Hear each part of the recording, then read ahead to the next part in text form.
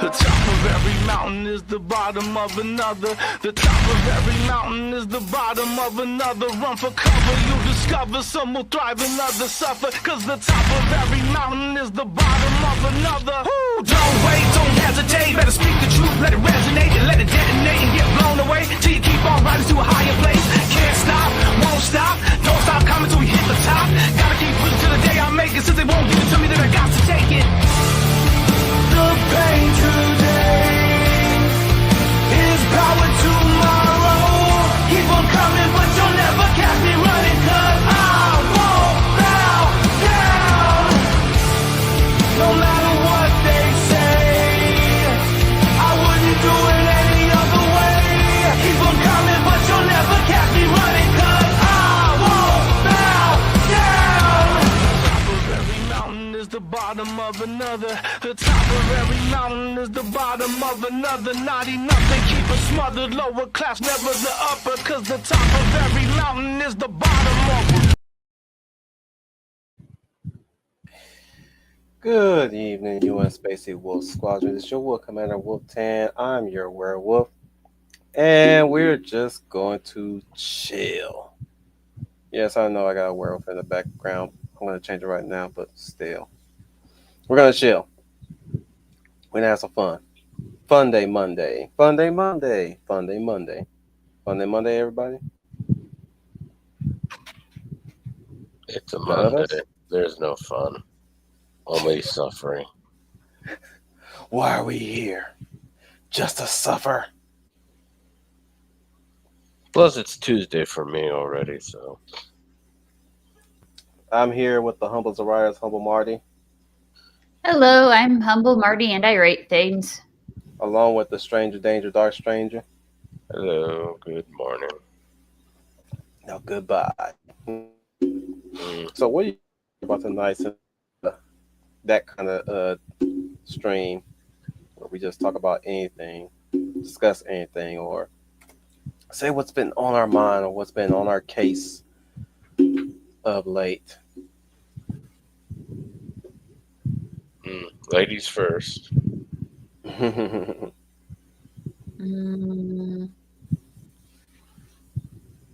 The discourse about that new Christmas ad that Coca-Cola got done is very strange. I don't know what the problem is with that one. It was made by AI. It was artificially generated, but it's not even like the good kind of AI. It's like it's like every once in a while you can see the thing kind of clip in and out. Santa Claus, when he's smiling driving that truck, you can see the whites of his eyes above his pupils. And they found one part where no one knows what happened to the guy who got run over by the Coke truck, but he's a blink and you miss it plot hole. And the creator of the commercial's reaction is, nobody gets what my art is about. And it's like, dude, you can probably say that if you had duct taped a banana to a wall. Because at least that kind of made a statement. The other thing was kind of like really disjointed, and it looks like someone just kit bashed a bunch of the old Coke commercials all together to try and make something. And the one thing that they figured out how to do was how to make semi trucks look uncanny. And plus, it's AI. Like, what art? It would have been more fun if Coke actually decided to basically weaponize both sides of the argument, where it's like, okay, we've got AI themey here. Let's now have human-made themey, and let's see which one's better. You know, do another, like, Barbie versus the atomic bomb movie.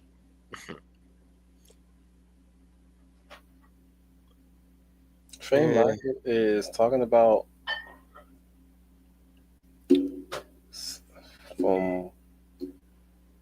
suddenly Buffy's racist now. Who? Trey Michael was talking about some comments that suggest that Buffy is racist. Muffy? Buffy the Vampire Slayer? Yeah.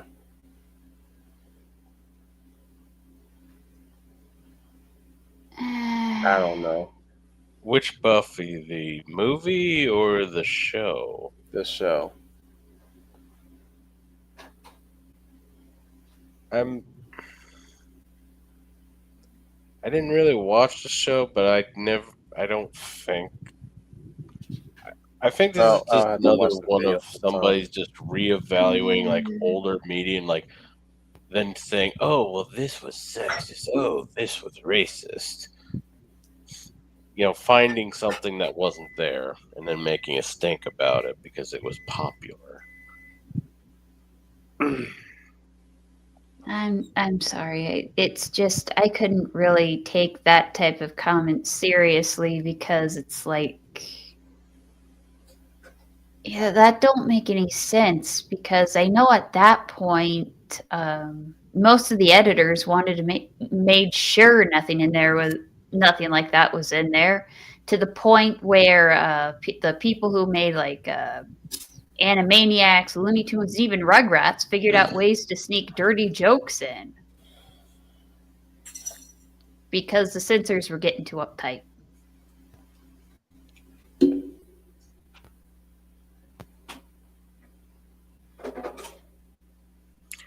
Yeah, I don't know. I wouldn't pay much mind to that. Of course, I'm sure if it gets a big enough stink, it'll get a following, and then somebody will, on the TV tropes or Wikipedias, will write this as an actual thing, and people will believe it. Honestly, Or they're trying to replace a redhead somewhere. that too. Willow. I know they. Yeah, I know they got real. I know they still got pretty vexed when they found out Magic the Gathering decided to go with the Black April O'Neil design. Magic the Gathering Again. ain't even Magic the Gathering anymore. No, it's not. And it's The not just part- when they cucked out to the whole political bullshit and started firing their artists. Even that one lady who was doing art for them for a long time. I still have cards with her art. Great art. But it's just how like they're like pandering to. You got the Lord of the Rings editions, MTG decks and cards, Final Yeah. Fantasy. They got Dragon Maid or something. I don't know. And Yeah, now they Okay. decided. Avatar: The Last Okay, Airbender. now I gotta put my stamp in it now. Well, first let Humble finish. Well, Yeah, the after only Humble, I'll thing, put my stamp in it. Go ahead, Humble. the only thing that keeps coming up is they decided any character that sounds like they're dark complected, they decided would be African American or something. And some people were like, "Oh, that sounds great." And then they have the art correctors that decided to make him more accurate to what the lore of the book was, and then they cause a stink over that. It's just an old. It's just a recurring chicken and egg argument. Hmm. All right, go on, Wolf. My position here is, since when did a lot of content and products need guests from other products to be promoted to get more sales all of a sudden? I've been seeing a whole lot of that, Yeah, especially crossover stuff. yeah, like basically, yeah, since when the crossovers are a necessary tool to sell your product now.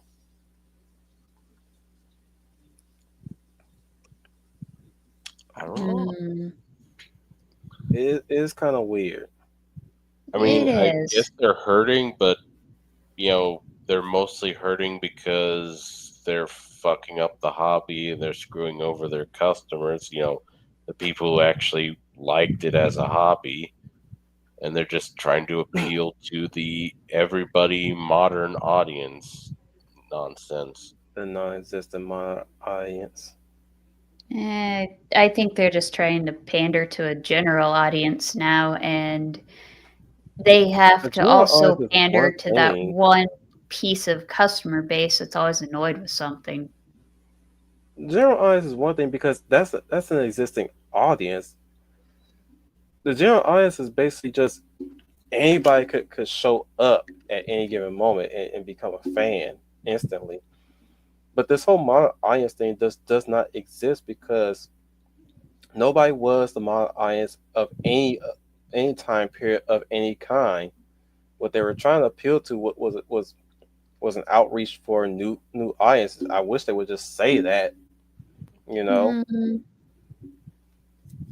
But I think that that's a code word just to hide the fact that they're just outreaching to a particular audience that they want to pull in, and said audience that they want to pull in has no interest in the product. Yeah, and the product itself, they twist and pervert it or just water it down. Like, we talked Magic the Gathering. Like, what was it when it started? It was card game, Dungeons and Dragons, uh, and then it stayed that way until uh, just after 10th edition, and then that's when they introduced the new player format that's the standard now, this commander crap, and then they just started kind of trying to appeal to be the every general audience or whatever type of game mm, instead of just Dungeons and Dragons cardboard crack edition. uh and and they stopped doing that. It's just like other things, Vampire the Masquerade, actual Dungeons and Dragons. It was Dungeons and Dragons, and then whatever that latest edition or was, they just stopped being Dungeons and Dragons. They said "f you" to the actual core fans and tried to appeal to this general modern audience or whatever, and they twisted what was the product that made them bank into I orcs are think now standing for black people, and now they're the fantasy world baristas of Starbucks and shit.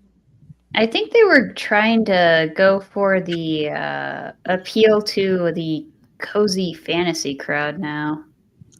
Yeah, Well, which they're shows appealing to with a sale. that Vox Machina thing. I think they have a channel where they play the game, and they're real D&D players. I don't know. I hear shit about I this, but I I don't really go. I don't listen along to those ones because it's like, yeah, that's just yeah. Some of the voice acting for it was pretty good, and the one I liked was Torbeck trying to put on the bunny suit, but it just doesn't spark my interest. yeah, and I gave it a watch, and that first season was fine, but you saw some of the red flags, the gay stuff, the pride, whatever nonsense. Mm, Then you see like the other stuff, and I saw a little of the actual channel, like clips somebody posted on some other servers, and you could see yeah, that's I. They say they're the actual D&D players, but they feel like they're more in line with the kind that perverted everything.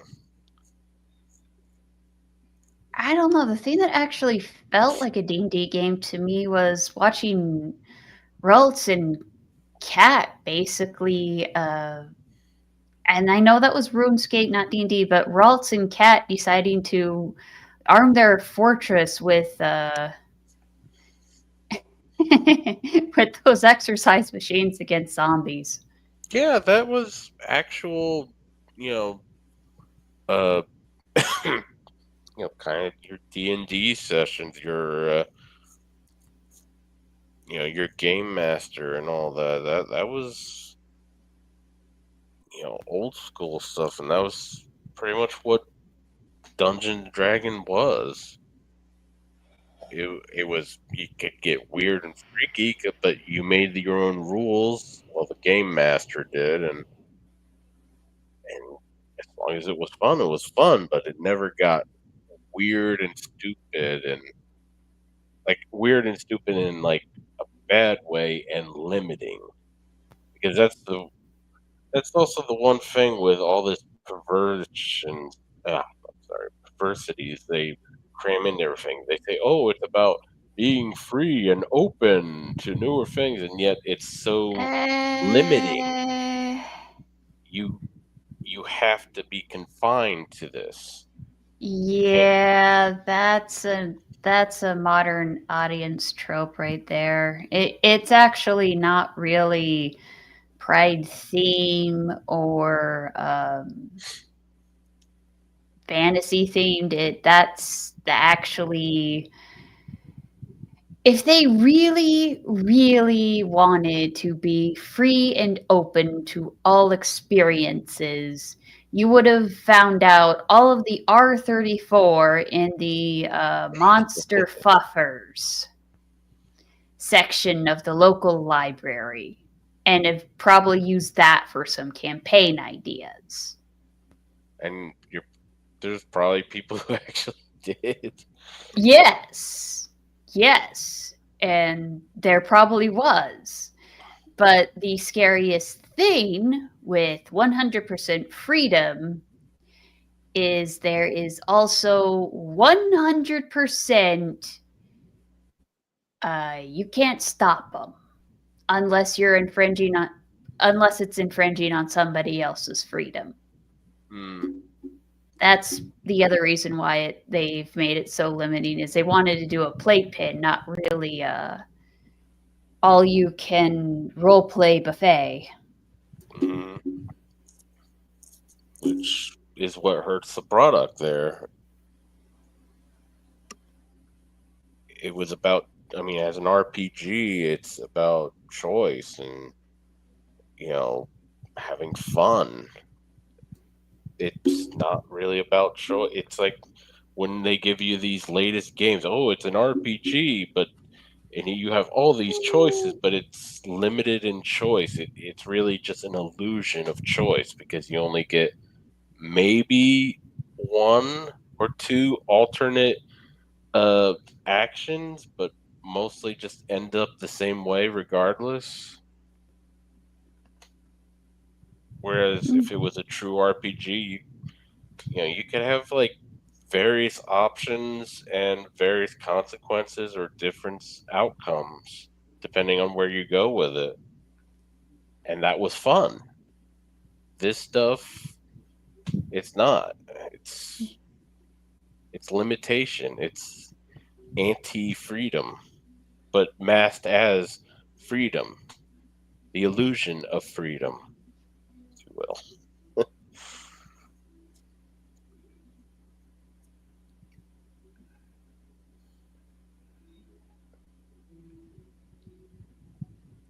I ended up discovering a made tabletop RPG at just the book off of Internet Archive.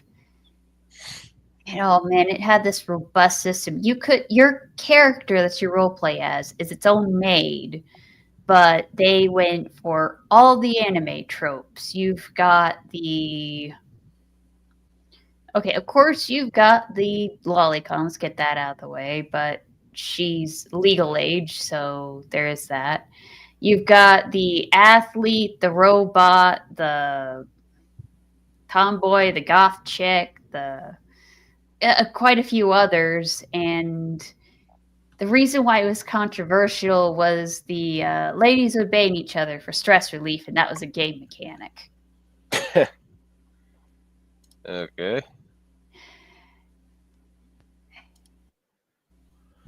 Maids. Every time somebody says maids, like maid cafes, that I just flash back to when I saw the HBO's Real Sex show one night, and they went to this some maid cafe in Europe where I kid you not, the maids would add cream to like the teas and stuff, and the cream, of course, was squeezed fresh from the Oh my! like. Whoa, okay, That escalated quickly. yeah, like here they are, they just drop it down and just squeeze. I'm like, whoa, okay, Literally? hmm, Literally? yeah. Wow. What episode I was that? I don't remember. This was like the early 2000s or late 90s when I saw that. Yeah, late night. I think early 2000s. They kind of like stopped that documentary, right? That documentary show. I think so. That's when they were kind of getting squirmy about adult content, even though they had Rome and like uh all those other hardcore HBO shows. Of course, Game of Thrones, right? But whatever, purely adult content they got kind of wimpy about suddenly. I don't know why. I mean, it was late Um, night. It wasn't a kids channel. I mean, they had a Pacific Kids channel by that point, like HBO Hmm. Kid and Family. But late night was not kids' night with HBO or Cinemax and stuff. But I don't know.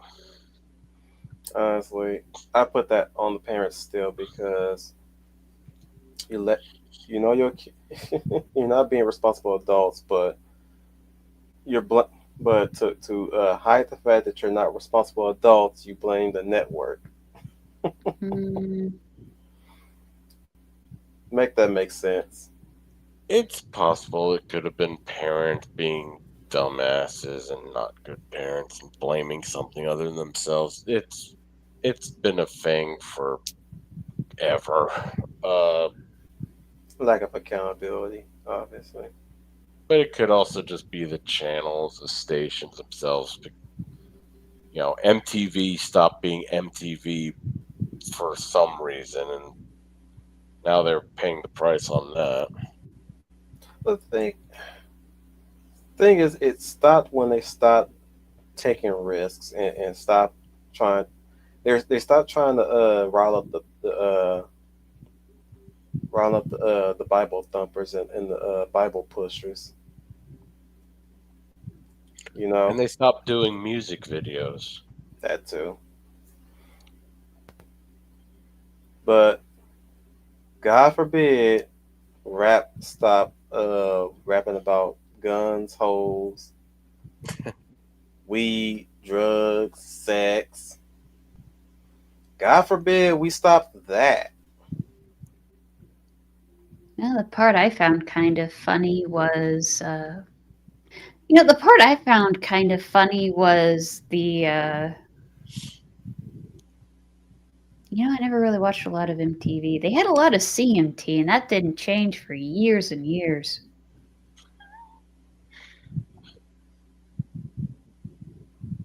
I never even watched CMT. I think I saw caught glimpses of it when I went here and there where they had it on, but I never actually watched it.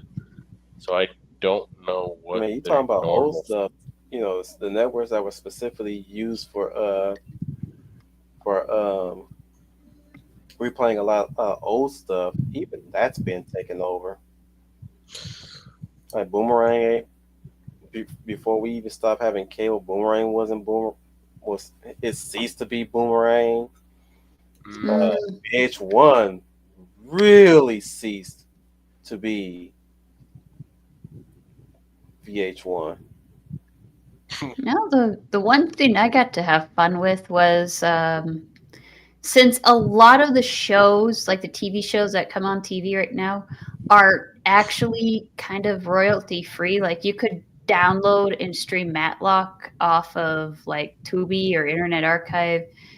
Since Matlock's basically free, that's like one of the shows that that they get in there all the time. Matlock or Columbo.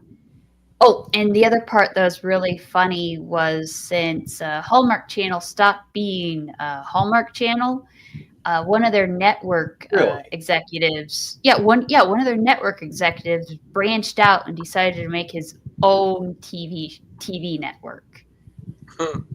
Wait a minute. When did Home? Okay, explain to me how did Hallmark stop being Hallmark? Uh, they had a few little things go here and there. They were one of the slow burn. They still do their movies. They still do most of their general stuff, but some of the things that how they operated behind the scenes, I guess, slowly changed over time, and some of the other people like it. So instead of cause drama like some of the networks normally did, the guy's like, I am going to make my own, and it will have PG-13 blackjacks and hooker. Okay. It was kind of a bizarre thing. I checked it out for a while because it was like, I didn't really like what was going on mainstream. I just wanted to see what other stuff was out there. And lo and behold, I found out one of the things that they always picked up was all the stuff that if you could download entire seasons for free, that's like the first thing they show on their networks as they're just starting. And I'm guessing they probably get it off of like Internet Archive, because if you try going through Pirate Bay, there's a 50-50 chance you're on the copyright infringement part. So going through Internet Archive is like completely free. And since it's an educational source, you're actually not losing money or infringing on people's property rights, as long as you do your homework. The more you know.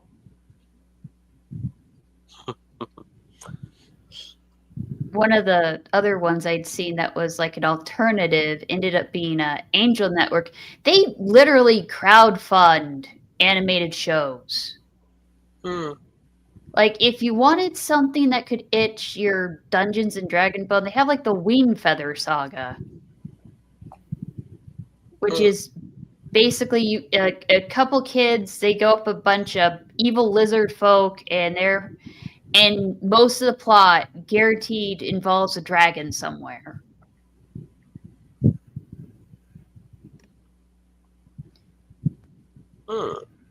And it was one of the many shows that's kind of like when CBS used to do their like kids shows that were based on books, and they were supposed to impart some type of classical literature wisdom.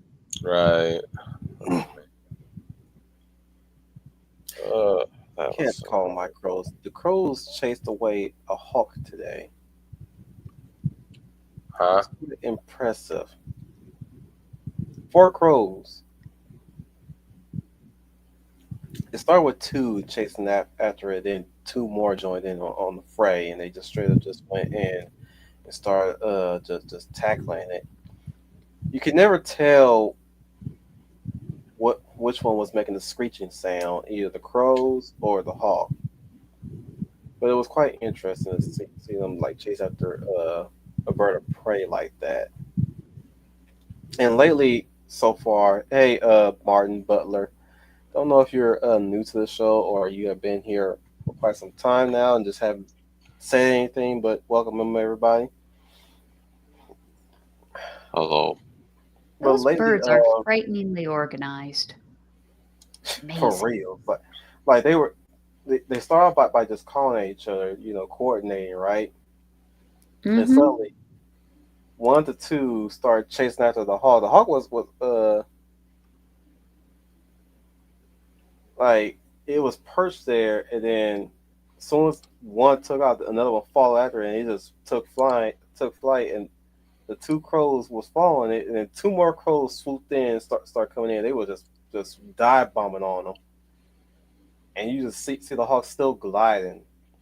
He's not even fighting; he was still gliding, just trying to avoid them. I like that was some wild stuff. Like I've seen him do it before, but like not this up close this time. It was really up close. Usually when it happens, it's like high up, high, nearly high in the sky. And the hawk is not even high up in the air. When this happens, he's like a good altitude where you can really see them. Because usually when they're high up in the sky, they're almost like dots, like really That's high. amazing. Like you just describing it is it is it's got nothing on seeing it. Really has nothing on seeing how high these birds can go. Because Mm. they can go really high. And I was spotting them during the second year of working there at the job, and you get one, maybe two of them just high up in the air, and you'll hear them. You'll hear them screeching too.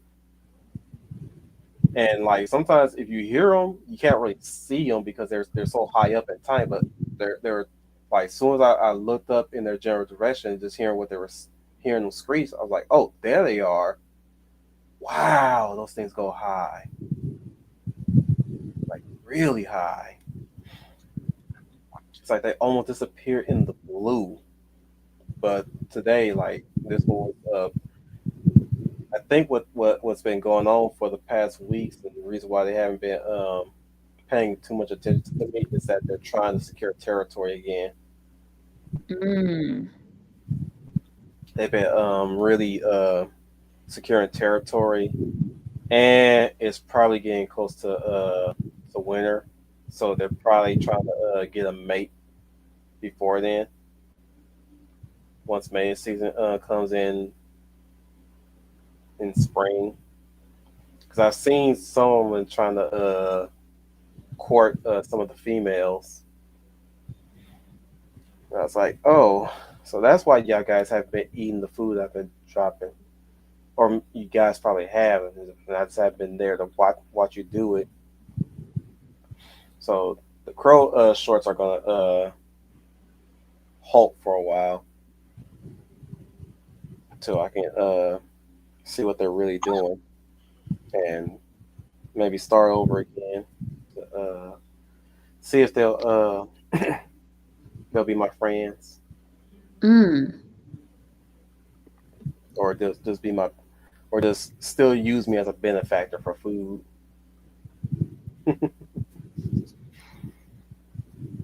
But yeah, they. I was like, wait, why you guys haven't been swooping down to get the food I've been leaving behind? I'm almost about to get outed for doing this. Trying to be discreet for you guys, but you guys haven't been picking the food, and I'm wondering why. And suddenly, like they all crowd around. It's like, oh, it's a gang. Oh wait, no, it's not a gang war. It's you're trying to secure territory. That's what this is. You guys are securing territory, or at least you're trying to mark. You're trying to probably their murder probably got bigger, and they're trying to expand territory. If I remember my research about some hawks right, think they might have. I think that hawk might have found one of the spots where you guys get lunch. Oh, it's kind of crazy. It's kind of like a sporting event. There was like one time I went to deadhead some roses for my grandmother, and there's this one bird that kept calling, and I don't know why. It just sounded like some really raspy sportscaster. And I look up there.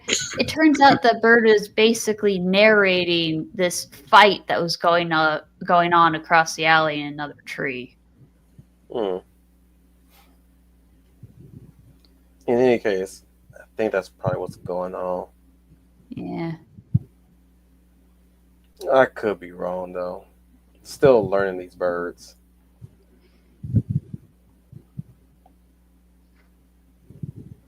but it's been quite an interesting thing because I haven't dropped any food yet, and they haven't been perching and watching me. So until they start doing that again, that's when I restart the feeding Mm. because the usual three hasn't been coming by. And I think it's also due to the fact that the tree that they would one time perch near while they're following me, that's been removed. So they're trying to. Mm. I think they're probably trying to get used to the new environment that's been changed. Like a lot of things have changed around it, and I'm thinking they're trying to get used to the environment.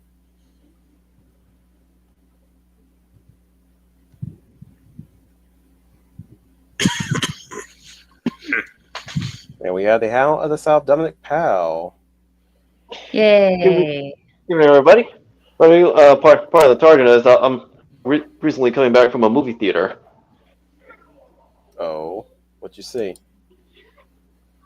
Well, I rewatched John Woo's Better Tomorrow, and it still holds up. Nice. You can talk about that then. The movie or John Woo. Get it? Movie. Mm. I kid. Whichever. Well, like I said, the movie still holds up. But to those who don't know, no Better Tomorrow tells the story of a former gangster who turned his life around after he was released from prison 3 years later, and he wants to essentially, but his old wife wants to bring him back, and the new leader of the gang, wants to pretty much do harm to his brother and his family. Oh. Yeah, and of course, he will not accept that, so he goes to hell and back to protect his brother, and also bring down the crime syndicate that he was a part of, with assistance from his best friend Mark, played by China Fat. Hmm. China is in a lot of John Woo films, Mm-hmm. most notably Hard Boiled. Which is also only being played at this movie theater that I went to, because the theme this month is showing classic Hong Kong movies. I think that's pretty much what's been going on with the movie scene at this point. They might as well just re-release old movies. It's pretty much become going. The theater is going the way of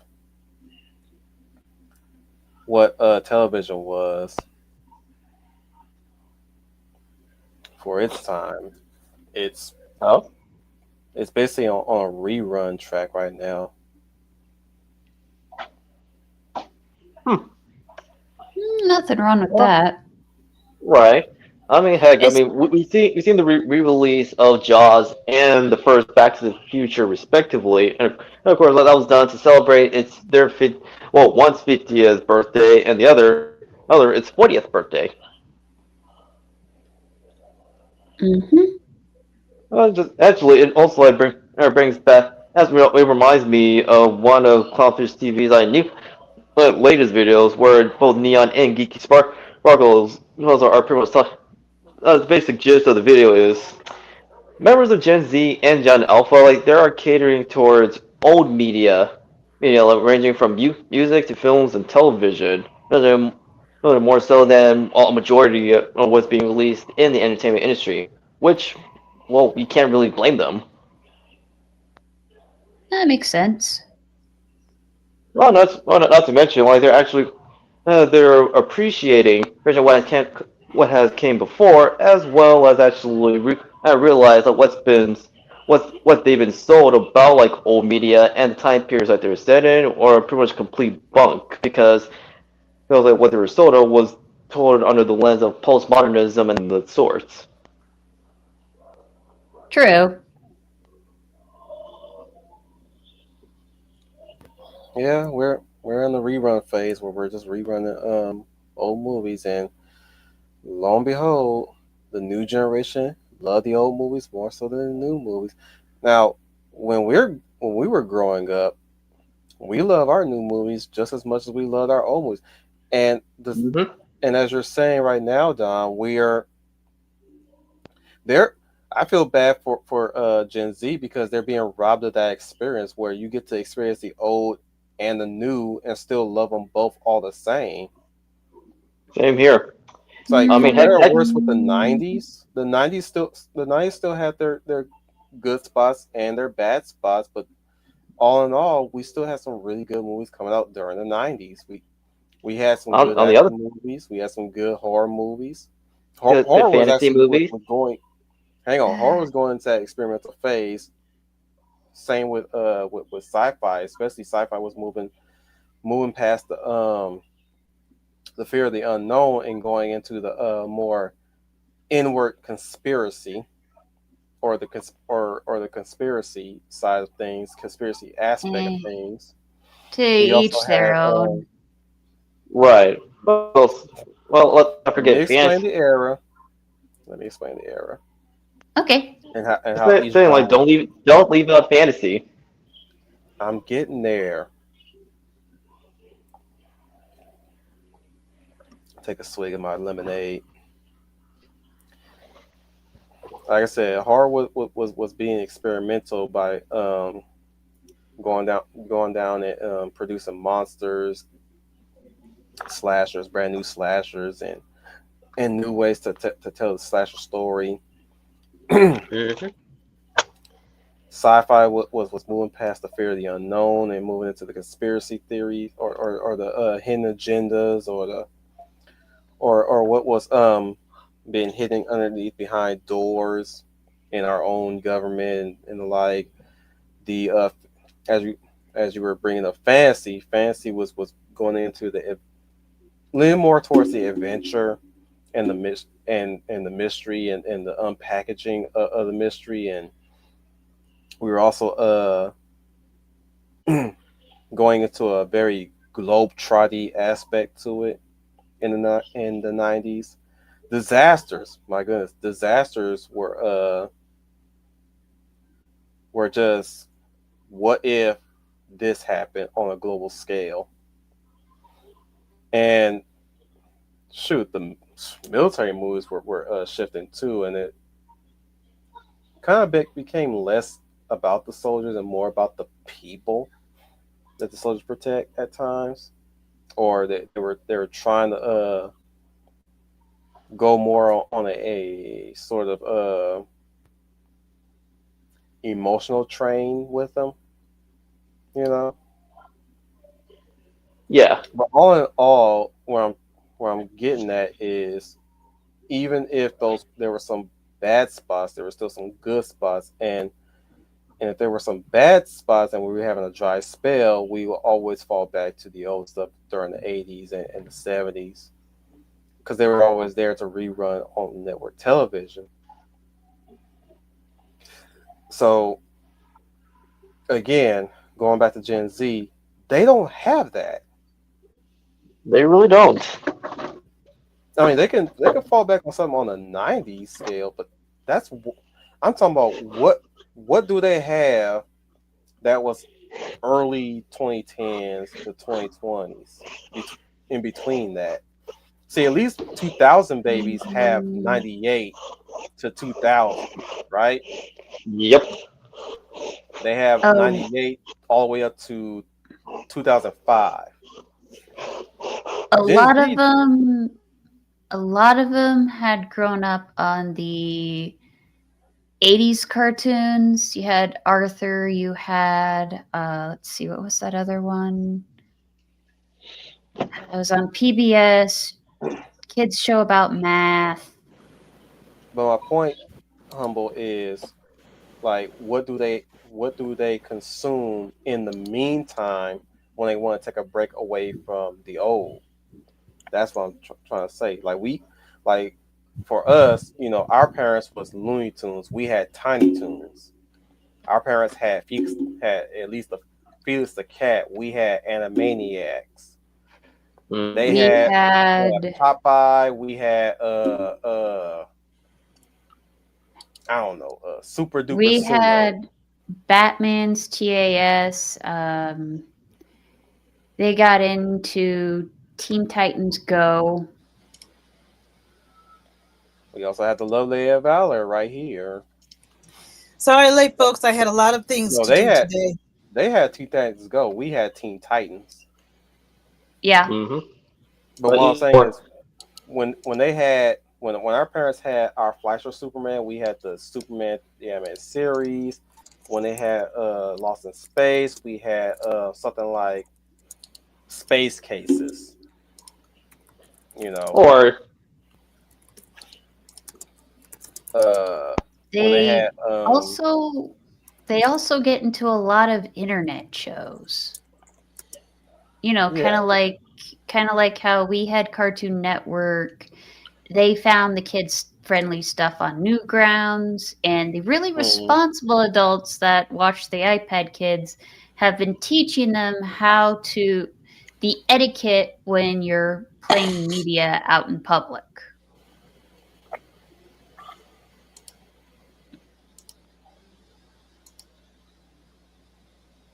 Though the one part I found very sad but very funny is watching one of these poor kids.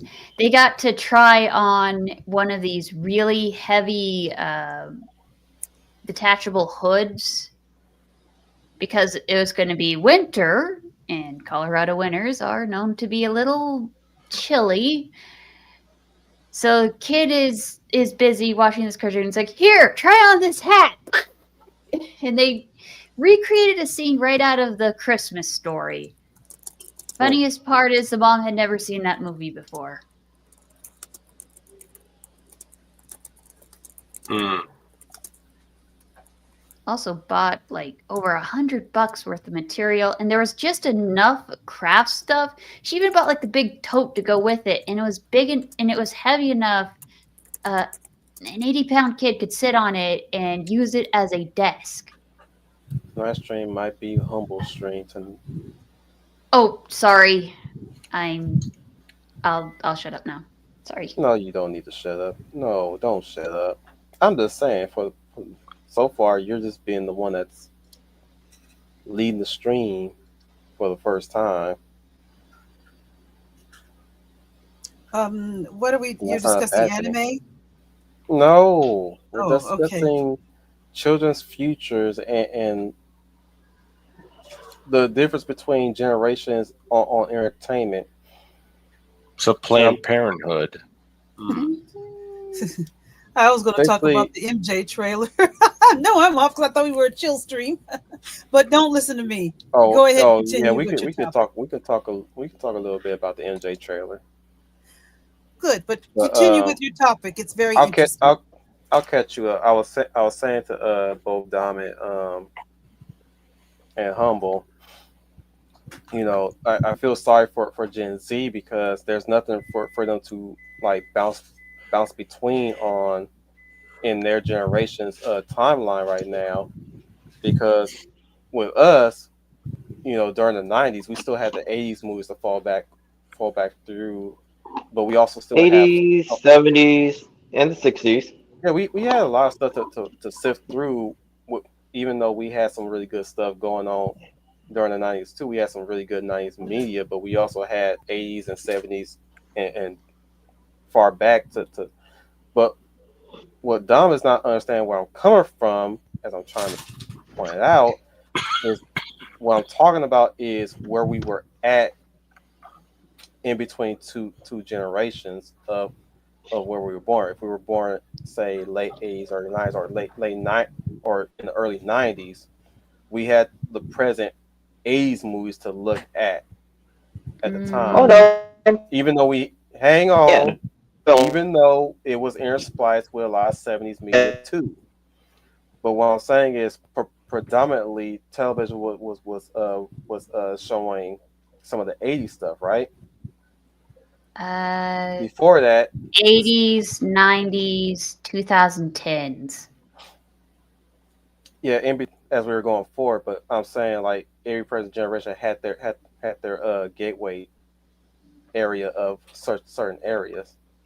And yes, music also play a factor to it too. And I'm not saying that only 80s music was being played. I'm saying there's a lot of music that we play a lot and listen to. But what I'm trying to get at is the fact that we were close to the recent year, and then we also had a room and a window to explore further back to that, right? My question is, where the hell does Gen Z even start at? Like, yeah, they could fall back to the early days of the Marvel universe, 2010s. right? You had Dread, you had, and the sad thing is the 2010s ushered in that shitty ass 3D thing, that 3D trend. Don't nobody want to watch that stuff because if you remove the 3D aspect to it, you're gonna get some awkward shots, you know, and you're gonna wonder why those shots are there in the first place. But you also have to remember 3D was a thing at that time. Then on top of that, there's weird titling to be had. You know, I'm just saying they got they gotta go further back to enjoy something. Well, I always thought that 3D was a gimmick for It some is a gimmick. films. For That's why it some died of out it pretty quickly was. because most of the time I didn't go for it. If they told me when And I it, went to the movie and they gave me the 3D or the regular feature, I always picked the regular feature because the 3D wasn't a big deal to me. Maybe because of Avatar 6, one reason people, well, some thought Avatar was successful because the images were in 3D and everybody's like, ooh, ah, and maybe that's what made it a hit. But I always find 3D to be kind of gimmick. I don't think you need it to make your film successful. It did have a. I really know at least the first movie did have some really good hits with it because they actually like the reason Avatar was called Avatar was because the main character, a guy in a wheelchair, literally had a disguise that was an avatar. I'm gonna get off this train and we're gonna get into the Jackson film, the trailer. But bottom line is this generation doesn't really have. They have some things, but it's it's at what point do they want to partake in? Is what I'm questioning. Do they want to partake in the early 2010s, the mid 2010s? Do they want to jump back into the 2020s and pick and choose and be picky? With us, from in between the 2000s and the 90s and the 80s, we got a whole shit ton of things we can always pick from the just pluck from that era. No cherry picking, nothing, just pluck it. You feel Oh, me? the part the part I found kind of funny was watching the younger generations discover the older stuff.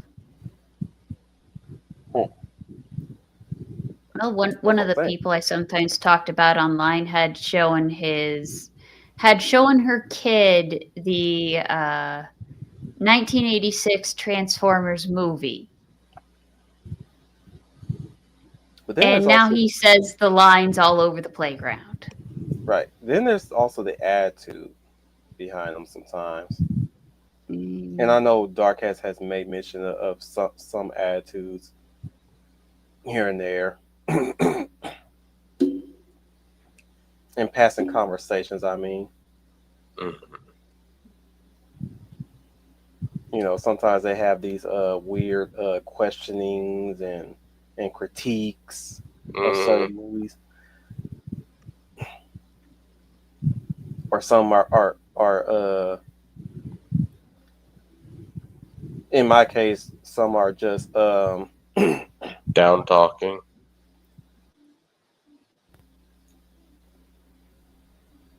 but we're gonna talk about that for another stream. Definitely gonna go more in depth on that one because I'm sure that's a Well, loaded topic.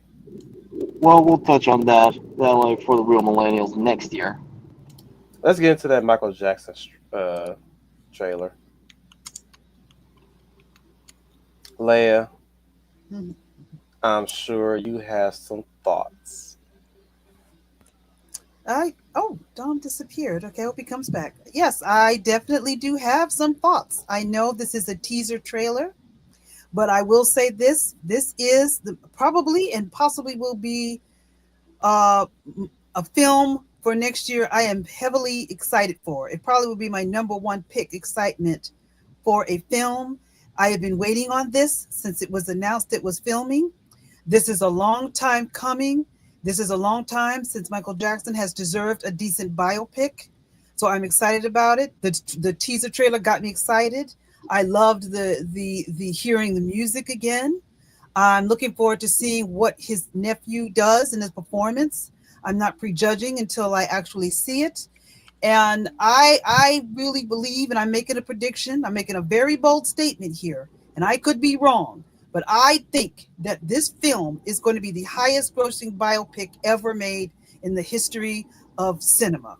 I guarantee, I truly Potentially believe be that it no will be. Bohemian Rhapsody. I'm sorry, what you say? Potentially be no Bohemian Rhapsody. I think it will be Bohemian Rhapsody. I think it'll go above What's Love Got to Do with It.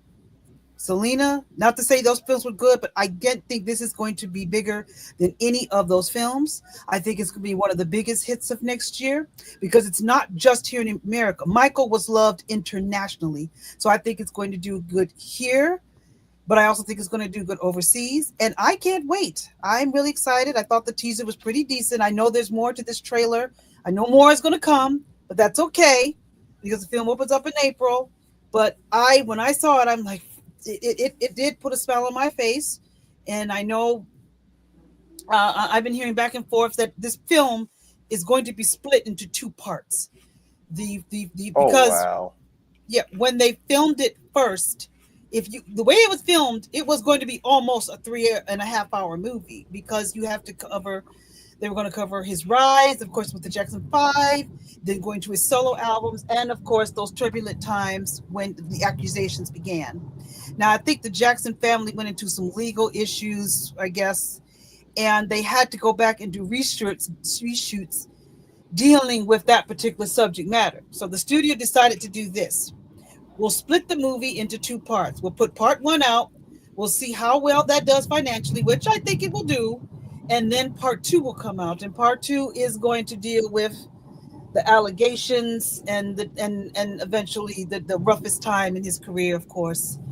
And I'm gonna say something on that in a minute. So I know a lot of people are whining and complaining. Not everybody, but there's those critics out there say, "Well, where's the part about the allegations? Are they going to cover the allegations? Are they going to do that?" Listen, this is me. This is just me, and everybody's free to have their own opinion. I hope it doesn't focus too much on the allegations era because that's a movie within itself.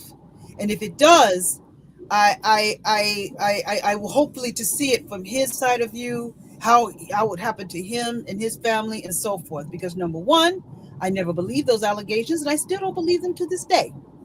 And number two, I don't need that. I want to see. I want them to treat this movie like they did Bohemian Rhapsody. Bohemian Rhapsody did not totally focus on Freddie Mercury's. It makes mentions of his AIDS diagnosis, but it doesn't focus on that, and it doesn't go. It doesn't go all the way up to his death. It shows him at the height of his career. And I want this out of this movie. I want this movie to show us why Michael was the artist that he was, to show how much of a songwriter that he was, and how much musical talent that he had, and how much input he had in developing the making of Thriller and Off the Wall and Bad. And I do want to cover those eras as well because I love the Bad album and I love the Dangerous album. The Dangerous album is like just I love the music on that. So that will probably come in part two.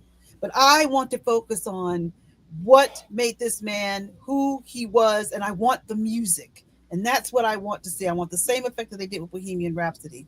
So I'm not really hungry about the allegation phase. I know they'll put that in there, but that'll be in part two. But I hope the film just shows what made this man the multi-talented artist that he truly was. So I'm looking forward to it. I'm really excited about it. I think it's a fun trailer I've seen so far that absolutely has me excited. Okay, so you're setting your expectations very high, and that's great. Hopefully, it pays off. But what's what's your plan if it doesn't meet those expectations? What's your critical plan if it fails? How do you deal If with it? I will stay basically just like I did with Endgame. When I saw Endgame, high expectations going to Endgame came out like, what in the devil was that? But I will basically say this. I will probably say it's a real disappointment because I really was hoping that this man deserves a very good biography to respect his career and his talent. And sadly, the movie doesn't live up to it. Now, I'll be honest about it. If I go see it, I'll tell you guys. I said, you know what, guys? I went in with high hopes, but it was disappointing. So I'll be honest. I won't. I think I've always am honest with my feelings about films. I don't really Hmm. hold back. But I will tell you if I felt this film was disappointing. I will just be honest about it. It'll be disappointing So to you're me gonna because have like a, I don't know, a Team Jacob punching bag and like beat him up just because this movie failed. Go to a shooting My range, blow up some heads. my take is I hope they no. don't go the straight out of Compton route because Straight up. uh, Go ahead. straight out of Compton, or should I say straight out of embellishment, Hmm. that right there, that right there is a it is a sin in itself. Well, How they a lot of the fantasize, problem with a lot of these yeah. biographical things is they do mix fiction in with the actual truth, Hmm. just to make it sensational. Right. I would say So Romanticize it, the question is fantasize it, romanticize it. yeah, so that's why, people who are actual Queen fans and Freddie Mercury fans weren't happy with Rhapsody because they made him more gayer than he actually was. yeah. Yeah, I heard Among Hmm. about other that. things. Yeah. Yeah. I was also like the fact, that he swung both ways, but that's not like what makes up like Freddie Mercury, like him and the members of Queen. They're people and musicians first and foremost. Mm. But the real question is, what are they going to add? What are they going to sensationalize about this with Michael Jackson? And what are they going to kind of talk about, but how honestly are they going to talk about it? Like, I go I on. have neutral expectations. I just hope they don't go Boco no Pico. Doc, I'm more worried about that for part two because I feel part two is probably where your question would come in, and that is dealing with the allegations that were against him and the I'm trial more against him, and concerned. that's the one that has me a little bit nervous. I'm not concerned about the allegations thing because that can go anyway, and pray that they go in a very measured and mature way about it. Objective. Hmm. That too. Well, Hmm. also the No, people, like, how are they going to address the people that supported him? Like, the recently passed Lisa Marie Presley, who Hmm. he was in a relationship with, but despite splitting, she still defended him. And Uh, also Macaulay like, how are Culkin. they going to handle that? Or even Macaulay Culkin and so on? Or will they even no. touch on them at all? My concern is Joe Jackson. How they're gonna handle him because he's in this Emphasis movie. is the Yes, he Jackson is. family, He and is in the movie. you always got this distinction that there was this separation between the two, Michael and the family, and this being headed by the family. Like, are they going to kind of rose tint Joe and the dramas there?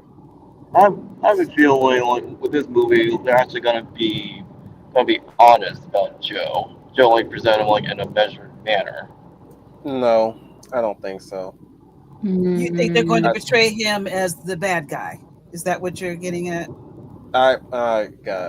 something's crawling up my skin on that one.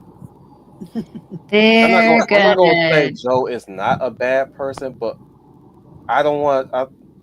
Over I, exaggerated. I'm just concerned that it's going to be an Ike situation where they lied on Ike and Tina and just overplayed that whole drama. And I've heard some new things between them that kind of have me questioning what's love got to do with it. So I'm like, as far as the allegations whole thing, the allegations arc, again, that can go either way. And I'll like, heaven Well, forbid what they're gonna swing, where they're gonna swing, and how they're gonna swing on that front. I'm just concerned about Joe. I will tell you this: part one is not going to deal with the allegations. That's part two. That's going to be a separate Hmm. film. But and to go to you, yes, Joe Jackson will be a big part of this first part that's coming out. I see what you're saying, and I'm going to be honest, Wolf. I'm torn because I see what you're saying. You don't want too much embellishment, but I think it's according to who you talk to, because many celebrities and many family members that knew the Jackson Five and the family said that he was an abusive guy. And I always feel that you have to play truth. Now, that kind of abuse, maybe Joe thought that perhaps, like you said, he comes from a time when abuse was not a dirty word. Abuse and discipline were kind of mixed into one. And maybe for him, he was doing the right thing, but maybe it wasn't the right thing, because there definitely was a rift between him and Michael for sure. So Hmm. I do take in account what you're saying, but I don't want Joe Jackson sugar coated.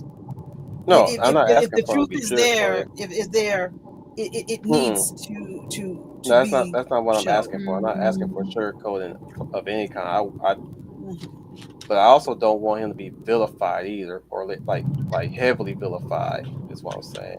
Over How would you? exaggeratedly vilified, but just I honest.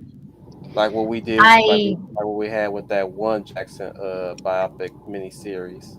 so are we hoping that with the dad they just play the facts straight? Because yes, while he did some horrible things, he also did impart some good lessons instead of Mm-hmm. just I'm not saying you should forgive, like have some soft spot for him, or pity oh him or anything like no, that. no, No, I'm I'm not not telling you guys saying directly. I'm talking about people who are going to listen to this. What we're I'm not saying is, saying hmm, yeah. what Let I'm Marty Go saying ahead. finish. is, I'm just saying too many times, like so many biopics try to play up how evil certain people are, and don't get it twisted. There are some evil people, or there are some bad people, but to what extent was it? Is my question.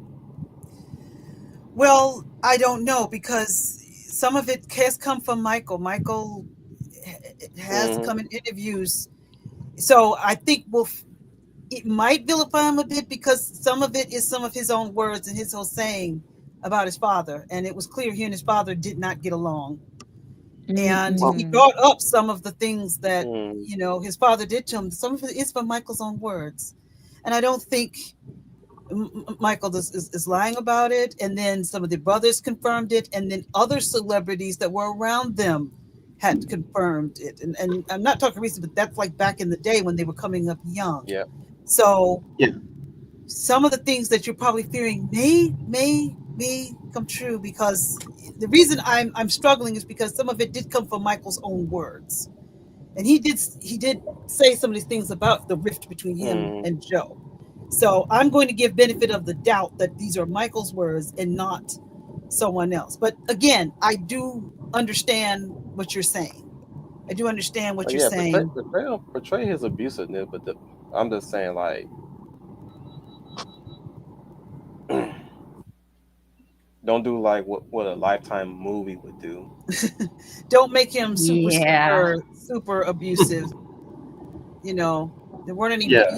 yeah, because some of it was there. So, and I don't think Michael would lie about it. Some of the brothers have backed Michael up and confirmed it. Hmm. And then, like you said, other people and other Some artists were brothers, but around him. also the sisters as well. Yes. Hmm. So, Wolf, I do think you're probably going to have to come. This is probably going to be a subject where you're going to have to come to your own conclusion about Joe Jackson. So it'd be very I'm interesting to not see saying what I your like the conclusion man. is. Yeah. All I'm saying is you know, I have to also look at it from different angles too, and those tend to come in conflict. And sometimes Because you have to wrestle with the fact that there's some conflicting information that tend to counteract with each other. And history's already been made. What's done is done. People are already have already come and gone. So there's really nothing to really explore at this point. I just saying just handle the like of such a history. This right here needs to be handled with a lot of respect. You feel me? yeah, I see what you're Hmm. saying. Yep. I see what you're saying. Will I think what would happen when it's too early, when the movie come out, and we all, if we choose to see it, actually see it, this might be a case where you just probably might have to come to your own conclusions about Joe Jackson and his influence. Again, Hmm. I get what you're saying. That's probably going to have to be the case because that's one thing that bonded him with Brooke Shields, because Brooke Shields was a young star and had her mother was very similar to Joe Jackson, Yeah, because Brooke Shields' mother was an alcoholic, and Brooke Hmm. Shields even admits sometimes that her mother was abusive and signed some contracts to make her do some things that no little young girl should be doing. And hmm, Brooke, Ew. yeah, she did a movie called Pretty Baby very well back. It was controversial because she played a child prostitute. And she had a hmm. scene where she was 12 and she had to be nude in front of the director, in front of the men in the room. The movie is out there. If you're looking for it, I forgot what year it came out, but it is out there. But she was underage, but her mother signed off on it. She didn't protect her to do this. So, Brooke Shields, that's why her and Michael bonded, because Brooke Shields said that your mother and your father are just alike. Living vicariously through their children. Yes, yes. And Brooke Shields said that in an interview, that's how she and Michael had bonded. And Brooke Shields' mother definitely did that. Brooke Shields said the things that her mother put her through and made her do and pushed her off on. Yeah, and plus on top of that, her mother was drinking all the time and came to the set. She would be, doing a photo shoot, and her mother would be on set drunk to the max. Drunk as a And skunk is more yeah, like it. drunk. Yeah, drunk as a skunk. Her mother was drunk as a skunk, and sometimes she would be filming her, like when she in the Blue Lagoon, or she was doing photo shoots. Her mother would be on set, but she would be drunk as a skunk and sign her off on doing things that were very mature for her age. But her mother was signing her off and making her do all these things. And I don't know about you guys. If a director told me, "Well, your 12-year-old daughter is going to have to be nude in front of a grown man," I'm like, "No, my baby is not doing that. She's going off to do a Disney film." But her mother signed off on that, and that's when Of after that actually course. laws as far as children in Hollywood had to be changed because her mother. Because I'd seen the movie Pretty Baby, and all I kept thinking was, how could a mother have her do these scenes like that? Because in the film she plays a child prostitute, and there was a scene where her virginity is being auctioned off, and she's given to a 34-year-old man, and she has to strip down in front of him, and the man is looking at her, and Brooke Shields is nude, and keep in mind she is 12 years old. So for all you watching fellas out there, you're watching a 12-year-old girl nude in front of a grown man for a sexual situation, which does happen in the movie. So her mother signed off on it, so you could tell that. I Yeah. think you want to kind of move away from that now. Hmm. Sorry to be so graphic, but I was just saying how they bonded. Didn't mean to shock everybody, but Well, No, not it's shocking. It's okay. just your yeah. your repetition is kind of want you to get in trouble. The fuck I'm Oh, putting damn dish, baby roach. gotcha, Wolf. Gotcha. I gotcha. But You I don't want think people getting the that. wrong idea. What you know, as they're Oh, hearing it, they think that you're fixating on it. oh, okay. Well, let me better shut up then. You're right. I don't want people to think I'm a freak out there. So let me get off of that. Like she keeps repeating the fact that well, yeah, she's technically she's just emphasizing the fact that yeah, it's a 12-year-old girl on screen, you know. But Well, yeah. I didn't mean, but you're right. I agree with you. I'll stop. I'll get away from that. It just was shocking to me that Holly. yeah, Well, I guess it shouldn't be shocking to me. It's Hollywood. But moving on. Um, but you I but was That's you what thinking that's what but you're on reminds the me right of.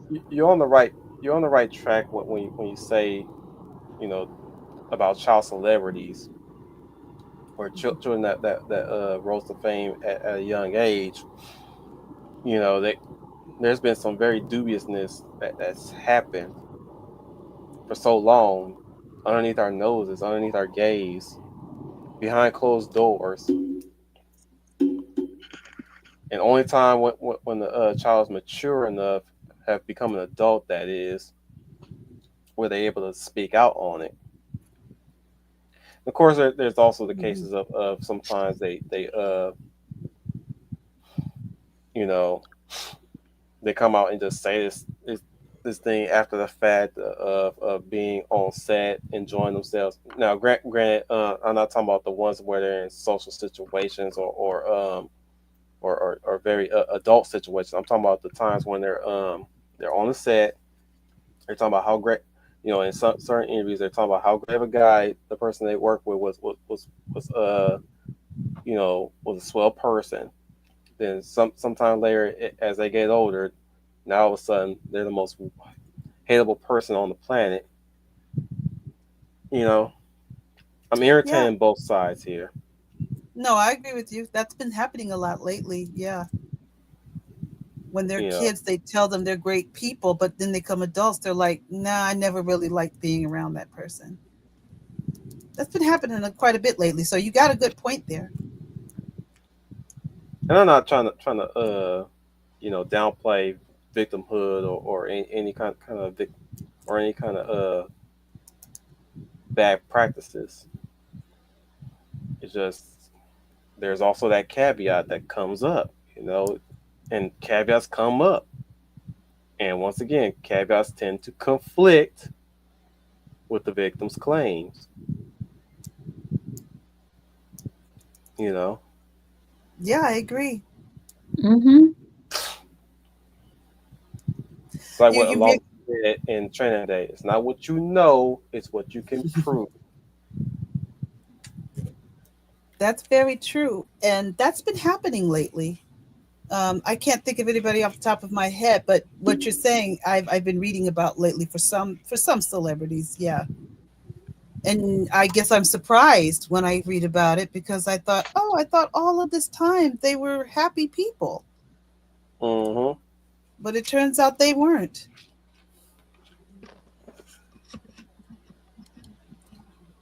So R. that's Kelly, on true. the hand, I can wholeheartedly believe that shit. Now, again, granted, there's been some claims that's been told, and some of them sounds more sensational, and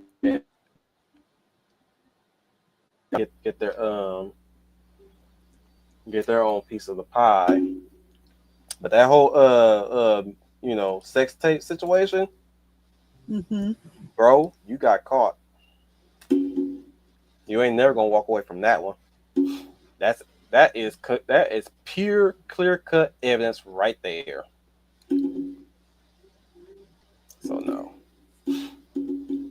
You mean from the No. from the his accusers? Mm-hmm. Okay. Yeah, Like you're about right yeah, that about that. I'm sorry, but that's evidence enough. Like your face is on it, your voice is in it, your whole body's in it. We can tell what you look like from head to toe, man. It ain't that blurry. And no, it was not your brother. Can't believe that man had try, that man tried to make his own brother fall for him. What? Yeah, they were trying. They were asking his brother to take the fall just so he Oh. just so he can still have a career. Now they really need to play that straight. I don't think you could ever dramatize that and make it any more wilder than it already is. That and dramatizing that would But actually back to not the do it any justice. Michael Jackson movie. Mhm. You the only thing you keep bringing up is going to be wow, I'm tired. The only thing you keep bringing up ain't gonna show up until the next part, and that's only banking on the on how well the first part does. Like you need to be more concerned Right. about how they're gonna do Joe and many other players that kind of screwed Michael's psyche. You know how they gonna do this the Diana Ross situation or I don't know what other people that was messing with him for a time. Let's not forget, Motown, who are not only screwing over Michael, but the rest of the Jackson Five, because like the band, like they want to have more freedom and creative control, but Motown wouldn't let them do that. Correct. And that's why they left. And I think that part the movie will deal with, they're going to show Michael had better business sense that people gave him credit for. He was really smart business wise as far as the music business was concerned. I Oh think the yeah, movie will show that as well. Dom's right. And he was a real vocal in the Jackson Five wanting to have more creative freedom with Motown. And when they didn't, that's when they decided to split. And a lot of that was under Michael's command. So they say that the film will Man, show that he was It's a shame Chadwick passed away why. because we could have had him cameo as James Brown. Yeah. yeah, you're right.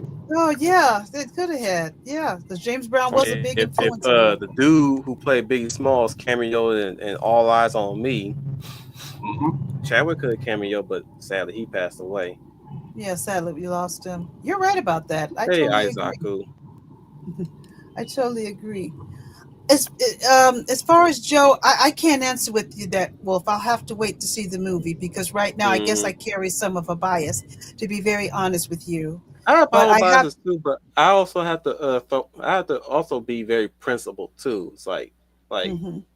look, I understand that he's a bad person, you know,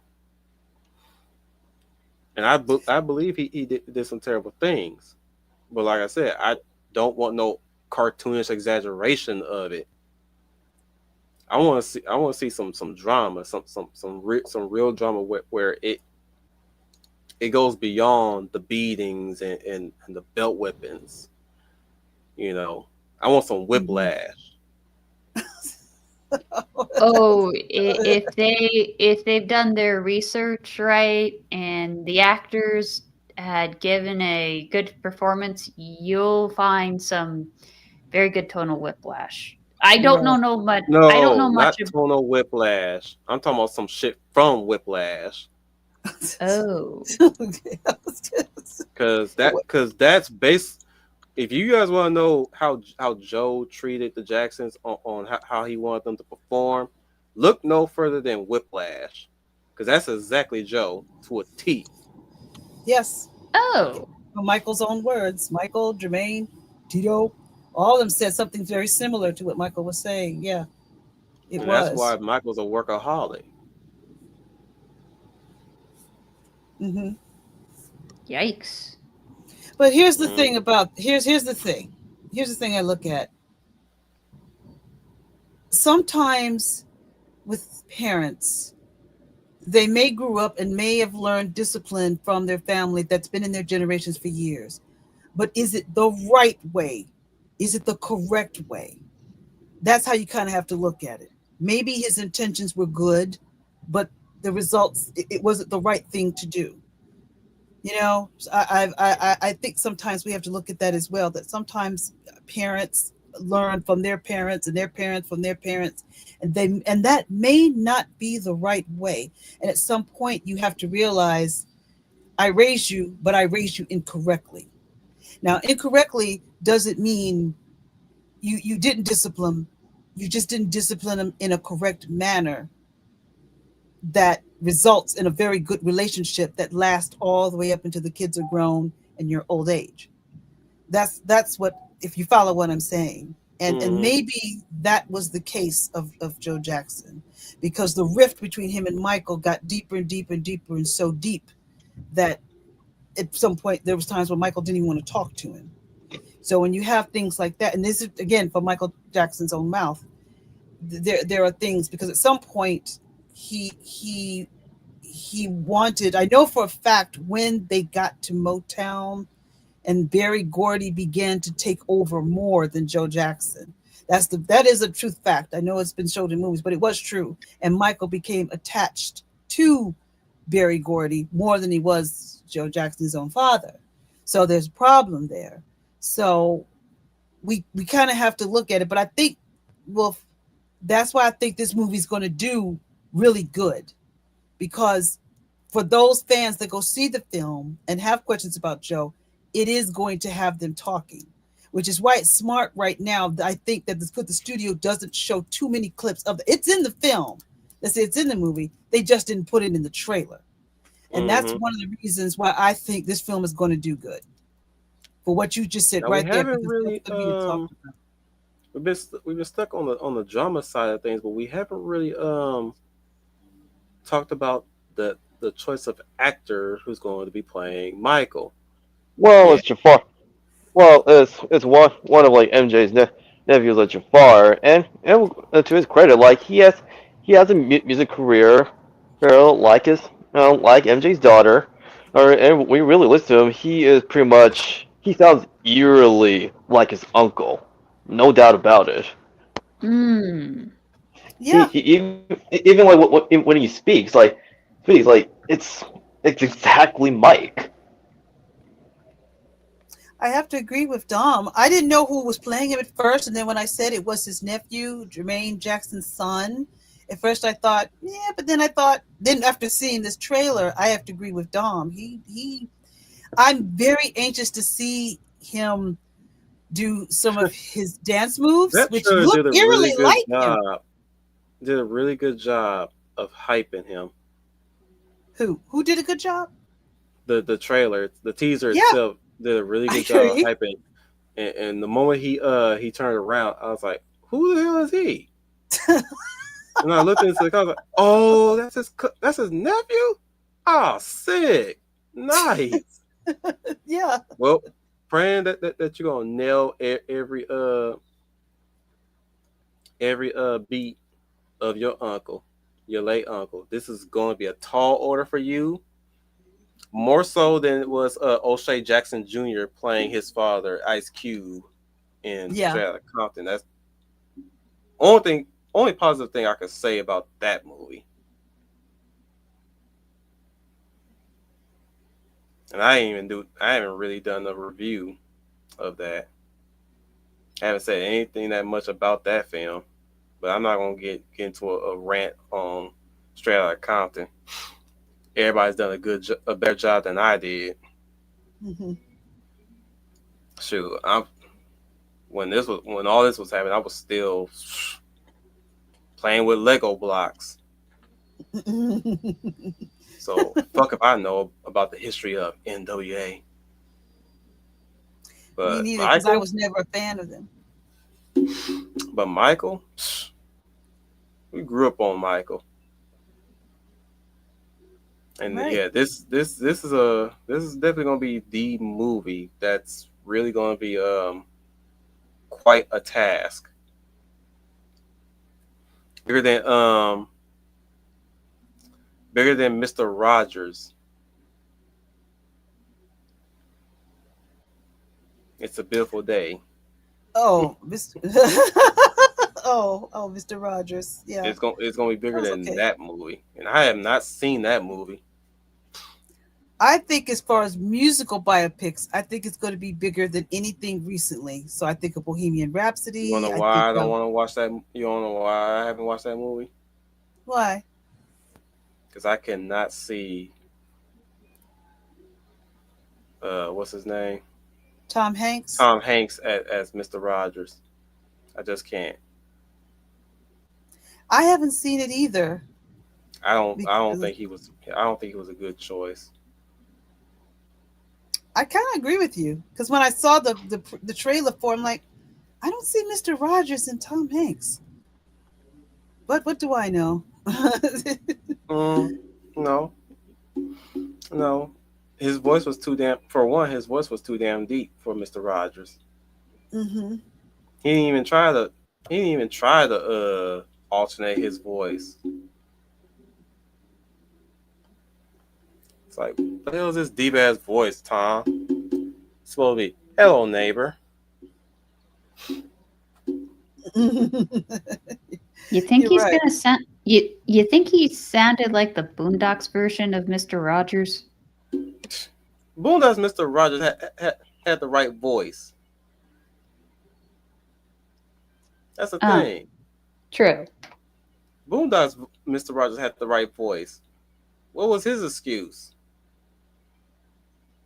He didn't even, Good like I said, he question. didn't. I'm not saying he should strain his voice and try, but like at least at least put a little effort into it. Like look at Chadwick Boseman when he was James Brown. Like he could have screwed that up by Hmm. not even trying to do a James Brown voice, but he did it and was able to do his mannerisms and his turn of phrases. Hmm. It's like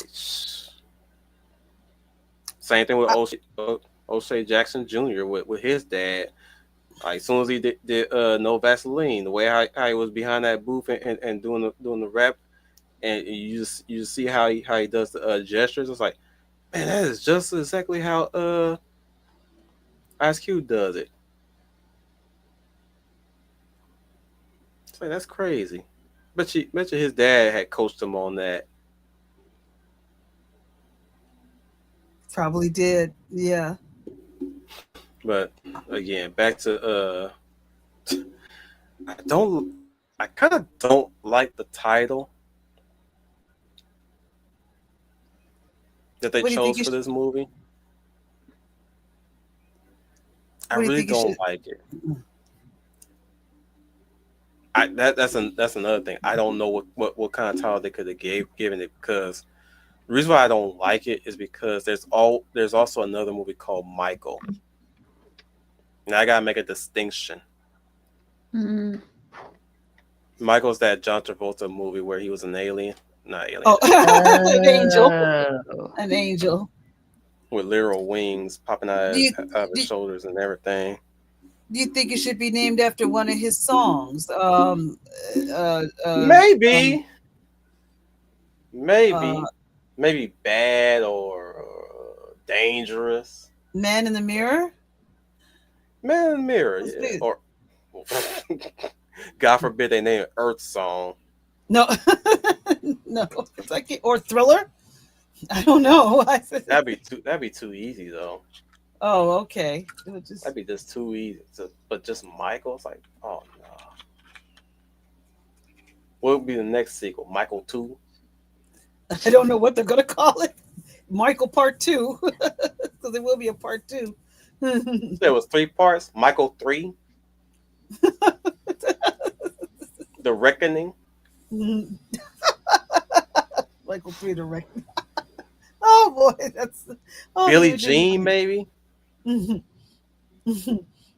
Nah, you probably was just thinking this about a girl named Billie Jean or you probably would have thought it was a Nick Sparks movie with that title, Billie Jean.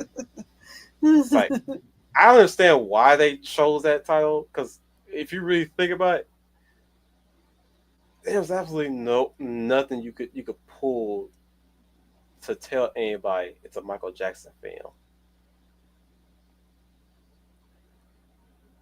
Maybe five Jacksons.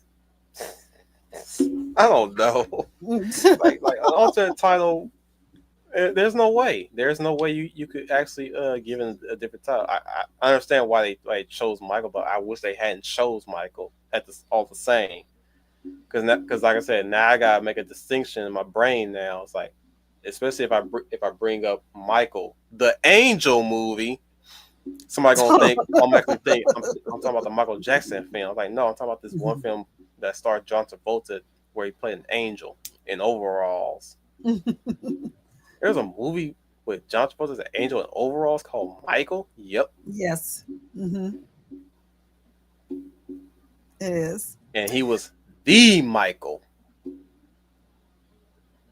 the Mikhail, or the Mikhail, if you want What to does pronounce it why biblically. does that almost sound like a horror story I'd read once? There was a lot of weird movies that came out that were just like really riding on a certain star's power to convey a otherworldly being, like K-Pax, Phenomenon, Michael. Oh, there was one I liked that was pretty funny. It was called Tombstone. It was basically the undead version of MIB. Well, there was R.I.P.D., but I'm pretty sure you're not talking Yeah, about that that. one. Really? Yeah, basically take the plot of Bleach, except the ones that are supposed to take the souls back have to be in disguise. So you've had this old man basically posed as a Girl Scout, Jeff Bridges. and yes, and everyone, what they end up seeing is a Girl Scout trying to drag this howling monstrosity back to an office somewhere. I think that was the sequel. Maybe. Because he got that new body at the end. He was a hot woman at first. While Ryan Reynolds' character, he was a Chinaman. Has to work for T-Tim, a China catman. While his mentor, his agent K mentor was a hot woman, and then that's when you got the later on after the only reason why they got the new buys because I think that their disguise got destroyed at some point, Mm-hmm. and they had to reassign them new disguises, and then that's where he got the Girl Scout. I could be wrong. I vaguely remember that movie. That movie was bad, but it could have been something more. It was bad in a good way. I thought it was It had funny. potential. This before we had Men in Black International, which was also bad. But yeah, I feel you on everything that you said about Michael. I'm mildly excited because, like I said before, when you brought this up, too little, too late. It took them too long to do this, but I see why it took them that long because now they it it's obvious that they settled on who was going to play the King of Pop. Right. And I have the same At least they reaction were- you had when I saw it was his nephew, and then I saw him in the little previews of him doing some of the moves and looking like him. Like he might be able to pull this off. I think you're right. I was going to go back to what you said about we're talking about Jackson. I hope that we get that his nephew is able to pull off the performer. You know, that's what they should have named it, Jackson. Yeah, I think. Or Jacksons. Well, I think the film is mostly about him. True. The Jackson 5 will be a part of it, but it's mostly focusing on him. But just call it Jacksons. Or Jackson. It would have been good. But I'm also, but I want to go back to what you said. I do agree. I hope we get some great performances out of him as his uncle. And from what I've seen, stuff looks pretty good. The thriller part looks pretty good. The off the wall, and that's another thing. I hope people forget about Off the Wall. People forget how big Off the Wall was. I remember as a kid that album was always played in my house, and friends in my neighborhood had that album.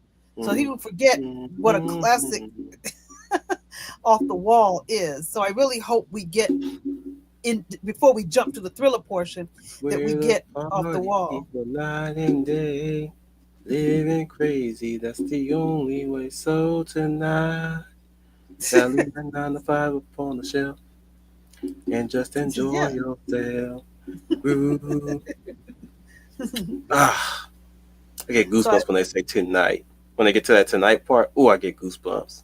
Mm, just hit me in the, just hit me right there. It's like, oh man, when they harmonize on that part, ooh wee, that was that was total domination.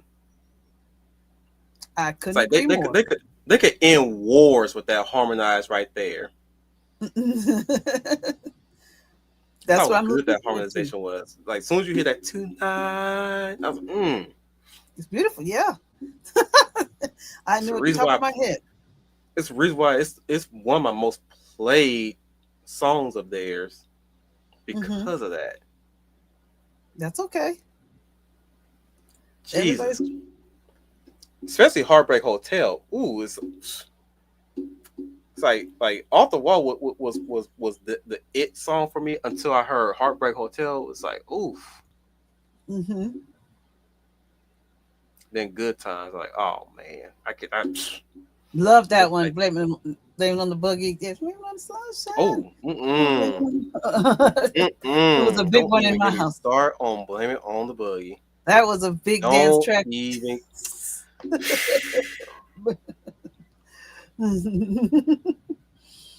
That was a big, I just big can't. one. I just can't. I just can't control my feet. I just can't. I just can't. When they get to that part, that's why I just can't. I just can't. Ooh, Song and song was don't even get me started. Be where you are. I wanna be where you are. Mm-mm. That's the one that made me cry the most. So everybody want to cry at you or not alone. No, it's be where you are. That's the one. That and Free Willy. oh okay. Like that thing, I yeah. like Free Willy. I just can't listen to Free Willy, the song that they wrote for that. Would you That like the made me music, the cry. song that he wrote for it? Oh, okay. I love it, but I can't listen to it. If I can only listen to it if I want to cry. Oh, So well, hey. I can't play that at work and cry like a little baby. People might think there's something wrong with me. I be- I can I almost get- I almost lost it on Be Where You Are because that's another one that's it hits me a whole lot differently as an adult now. As a kid, it's like sugar to me. I just be bobbing and getting excited. As an adult, mm. I can't no more because it makes me miss lost times. Well, I'm That's like what, you. I'm looking forward to seeing his nephew recreate some of his greatest performance. And from the little clips I see, it looks like it's going to be good. actually my And next if he does it, concern I'm going to be clapping in the audience in the theater. If he does it too, I'm going to be my clapping right next along to the beat, concern who's like gonna that play Mozart. Lil Michael? Hmm. That's my next concern. You've got a lot of Actually questions this movie will not answer at first. I have yeah now I have two concerns. One, Joe Jackson. Two, Lil Michael. Yeah, who's I don't know the young man that's going to play little young Michael. I mean, I take that back. I mean, yeah, the first movie, this movie, yeah. I I don't know the young man they got to play him young. I don't know. That is a good question. They probably that's probably one thing they're probably not gonna nail. That kid got a lot riding on him too. The innocence that he's got to really convey. Mm-hmm. Because Jafar is gonna play him as a teen, Through all as the a way to an 30 adult. something, as a Mm-hmm. 40 something. He's got the whole package right there. It's Lil Mike I'm concerned over. Well, we'll just have to see. You've got questions. You'll have to see the film to get an And then my answer next to. concern, his brothers. Um, you have a lot. You have a lot of concerns. I know. Yeah. Understandable, but Growing concerns. you just have to just wait and see. Mm-hmm. Because look, we understand where you're coming from, but I mean, rest assured that that the family are involved, and probably want to ensure that everyone, one is actually shown with respect, but also truthfully and objectively. I'm And that's what sure my mom is Selena's probably calling. family Selena's Mm, family did. They were very heavily involved in the making of that movie and how Selena was presented and their family. and stop them from making a series. Series wasn't well. The series wasn't very good. I watched part of it, never finished Not to it. mention, Mrs. Selena's family wasn't involved in that project, and like they expressed like critiques with that series. Yes, they were involved mostly with the movie. The movie they were heavily involved with that film. So and the Jacksons. So I don't blame the Jacksons for being heavily involved in this film about Michael. I respect that. I don't see anything wrong with that. But I think, and with all your concerns, I'm like you. From what I've seen, his nephew looks like, I hope he nails the performance, Michael. The highlights, the Motown 25, the Off the Wall, and of course Thriller. Y'all of you out there just do not know what a big thing that was. I mean, I remember when we ran home from school to make sure we caught the premiere of Thriller. I don't know if this generation knows what it's like to run home from school, or if you didn't have MTV, if your neighbor or your friend had it, we would go to their house to watch MTV so we wouldn't miss the video. I'm serious. That's how big that thing was. That thing was we were just, oh man, when I I remember the believe day it. Thriller came out. I remember the day Thriller came out. At the time we didn't have MTV, but we knew somebody who did. And as soon as I got out of school, we got out of school and say, "Did we miss it? Did we miss it?" I said, "Well, there's another show later on at 4.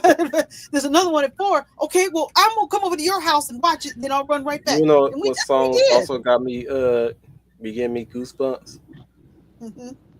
Speed Demon. You picked some interesting songs. I might be a kid that's probably under the spectrum that never got diagnosed. No, you're not. That Mm-mm. probably didn't get diagnosed because some people just have have the popular song. I just go for the one that people have the least popularity with. It does not. It does not mean you have that mental handicap. I don't know. I don't know. I'm just saying it's like everybody always speak on Thriller. I was like, no, mine's a Speed Demon. Look, it just means that you not only like the most popular songs and MJ's discovery, but you also actually give the other ones in his track list from his respective albums like respect as well. Or I just picked the the least known. They just speak to me in a certain way. Oh, it It's like just as soon goes as Speed Demon again. gets to Speed Demon, I was like, right there. It's Like just right there where it once hits. once again, it just goes. It just shows that you get like the songs that some people like don't like don't want to talk about as much. As like they do. As soon as you get that, you preaching about my life, I'm like, There we go, Michael, right there. right there. Someone's preaching about. That's where he was really speaking out on how people just trying to get into his private life. Yeah, he wrote many Yeah. songs about Well, how. let's not forget Hollywood Tonight. Like if you find like the full uncensored cut as it was made, they like from him, then like it was him being critical of Hollywood and the wider entertainment industry. Or I'm gonna speed through this Hmm. real quick because we got to keep humble included. My next one Uh, was I next one. decided I liked Michael Jackson because he did the movie soundtrack for Free Willy. Yeah, I hey, am simple. but the If Free it Willy, involves animals, I like it. hey, but the Free Willy soundtrack, it Not still holds weird up after all these for years. liking it. You are not weird for Hmm. liking it. Mm-mm. I can assure you. No, of course for me it Every was the kid Wiz. loved Free Willy, and most of it is due to Michael Jackson. Right. I know Well, the song. it was also like showcase like the genres that he was influenced as a kid because like he's not limited to just one genre. Well, he's just the one where you can get some free music. All you gotta do is watch your movie to the end, and there you go, free Michael Jackson music. Hmm. That's why I hope the film shows his battle with MTV because at first, before Thriller, MTV would not play his music. A lot of people know that because MTV told him that they were a music for white teens in the suburbs, and his music didn't fit that. True story. So Wait, for a long time, seriously? seriously, true story. I kid you not. Michael's She's not album when he came out she's with not wrong. yeah, when he came out with Off the Wall, he said to MTV, "Why aren't you playing Don't Stop Till You Get Enough?" And they said, "Our station is white, is rock, and white kids in the suburbs. We don't play your music." True story. I kid you not. And you know what he did? Absolutely. Hmm? And you know what he did?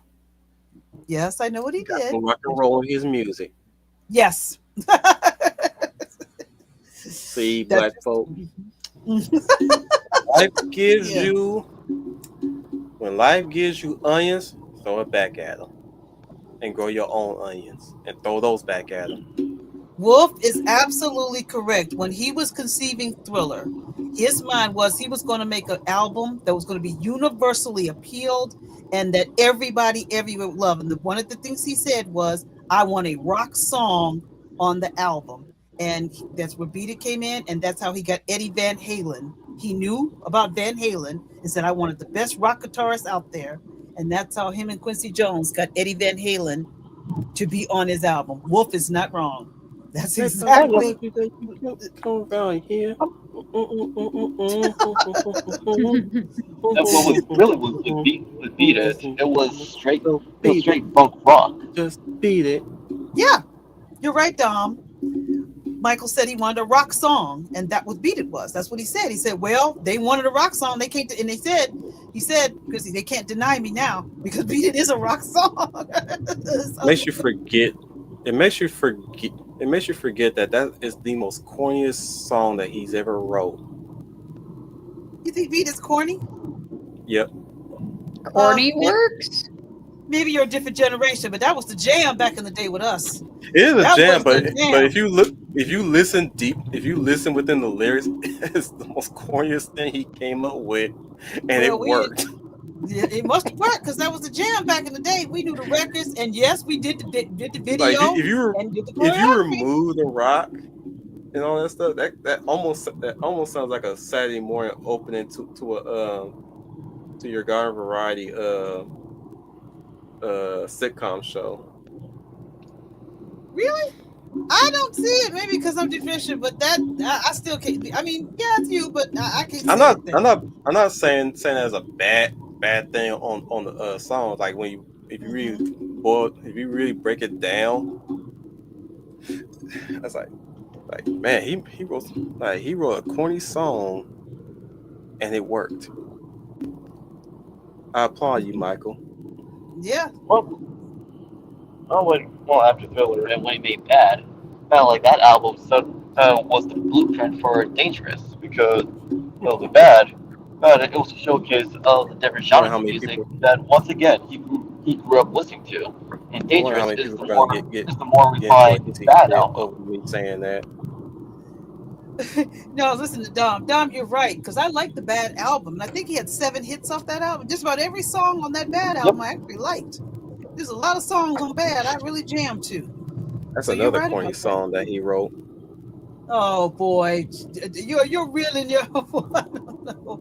I Like forgive who? you because you're a different generation. No, no, no. Who begins their song with "Your Buzz Mine"?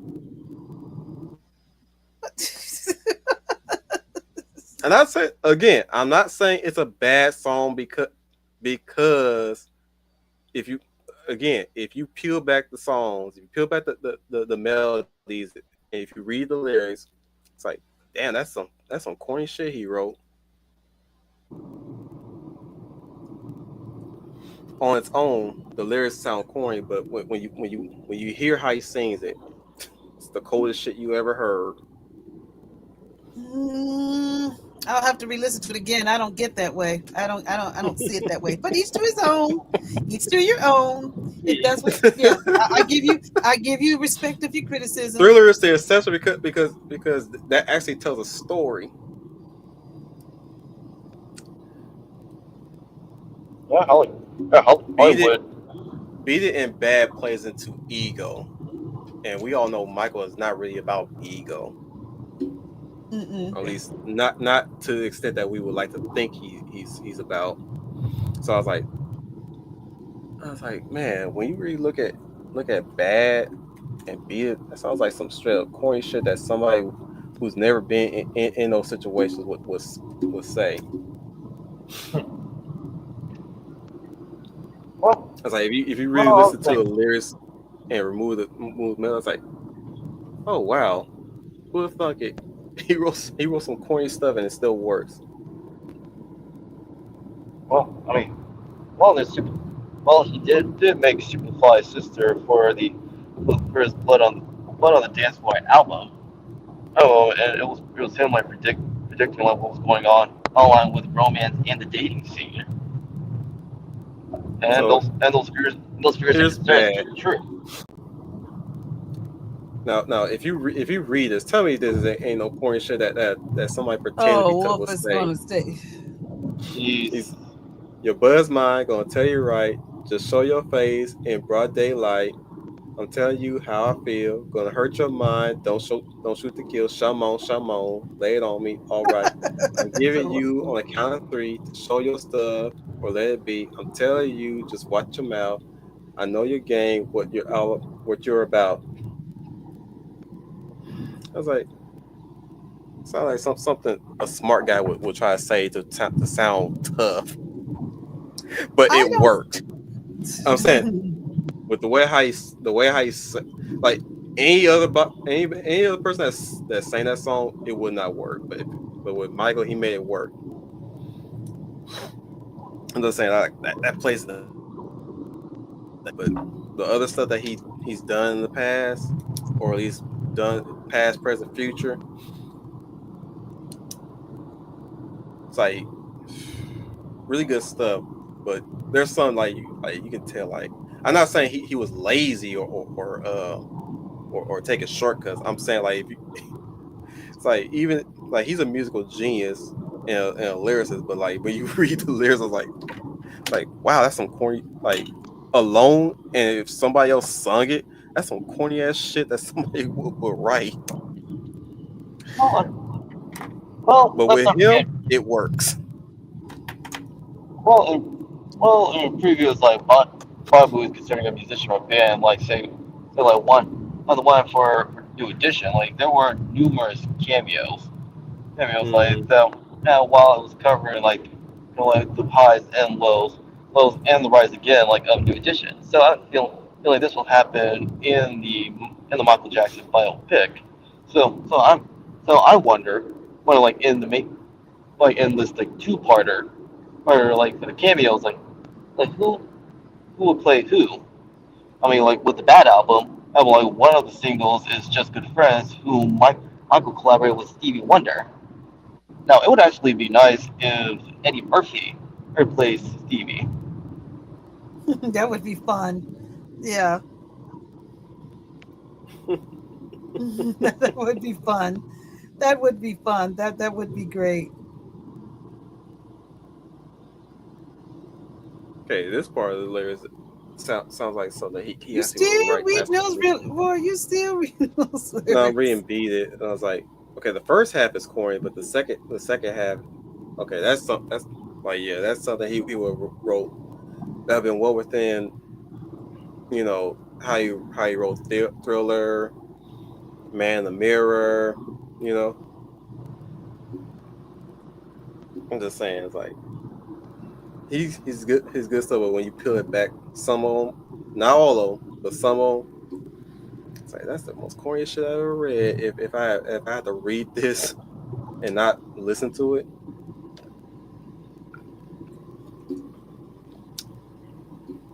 again, not bad, just corny. On alone on the lyrics.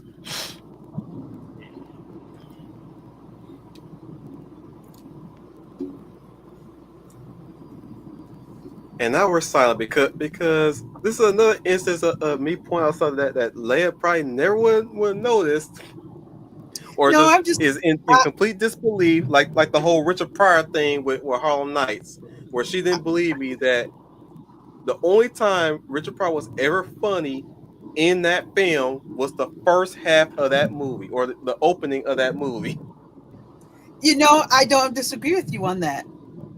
But as far as the corny, I just say each to their own taste. I don't see that.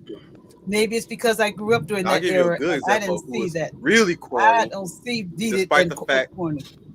Now I'll give you an example of who was really corny, despite the fact that they wrote, sung, and performed the lyrics. Well, performed the song. Will Smith. Now, that's the definition of corny right there. That's Just not the top and good kind of bottom. corny. It's good quality, but you can easily tell it's corny.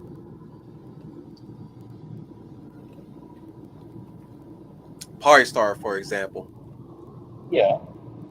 Party Star is one of the most corniest songs I heard him sing, and yet I was bobbing to it. And keep, but but looking back at it, I and was keep, like that's the corniest shit that he's ever wrote. Everybody think that the stuff that he produced today is bad. No, you need to listen to Party Starter. That's where it really began. and keep, and keep using corny. You might as well turn it into a drinking contest every time you use that word. I'm a party starter. He only had one good song. Well, he only had two good songs. Well, I mean, once again, like we will be going back to music again for next year of the real millennials, considering like how musicians and bands like wrote songs back then to like how they're being written now, especially on how they title their albums. Man in Black was a fluke, but he only had two good songs. That was Phenomenon and Just the Two of Us. Yeah, I'm not gonna ever look at WAP the same way ever again, ever since I suggested a rock version of that song on a radio show.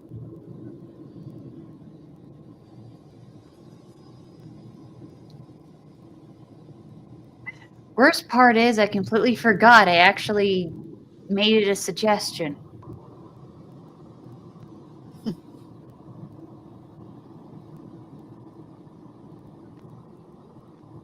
But I'm looking forward to I'm looking forward to the musical performance by Wolf disappeared. Yeah, Oh, okay, he'll be back. Well, I'm looking forward to the musical performance from his nephew. I'm looking forward to see him recreate some of Michael's moves. I'm really gonna. I hope. Looks like he does, but we'll have to see. But he might pull it off. He might pull it off.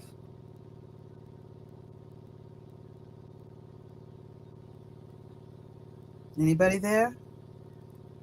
Yeah. Yeah. Oh, I'm hearing. Oh, I thought I heard a When it goes noise. like outside of Michael, which I'm feeling like they, well, like the name is in reference to his posthumous album. After he died. Oh, okay. That's why they called it that. Yeah. Okay, it At, works for me. at, the at the same time, like I understand like where Wolf is coming from, and that does like bring it into like how like movies, TV shows, films, like and otherwise are being like the titling of them, and then like how they like changed as well as degraded as time went on. I agree. I think that's a Not good. as bad as yeah, that's true. And it would be funny to talk about the story of how the modern Harley Quinn movie went through its box office flop.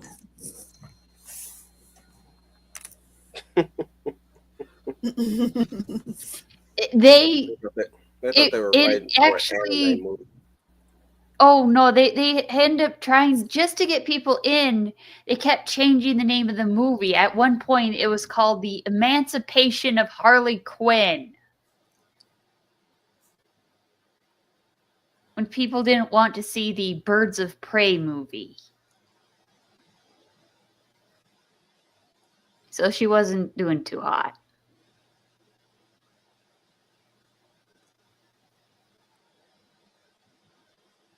I don't think so.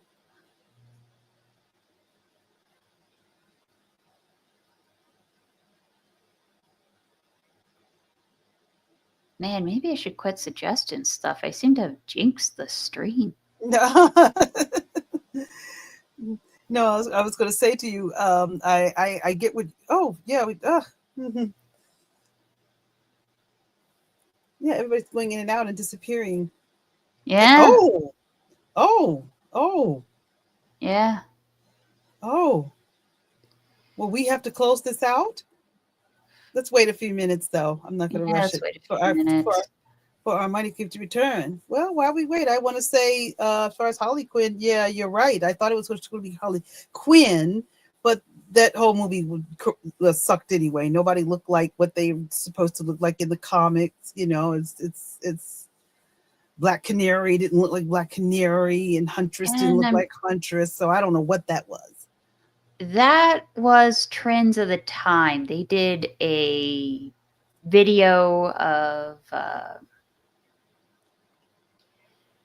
they did like videos and yeah, that was just a trend of the time and they were doing the whole feminist thing, which honestly it wasn't their best take on a movie.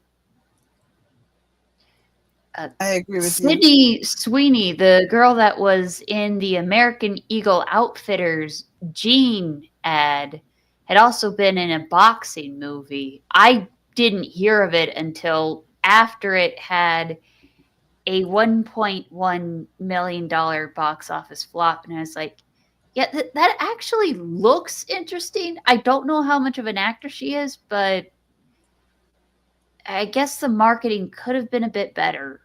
I mean, usually you post it everywhere or something like that.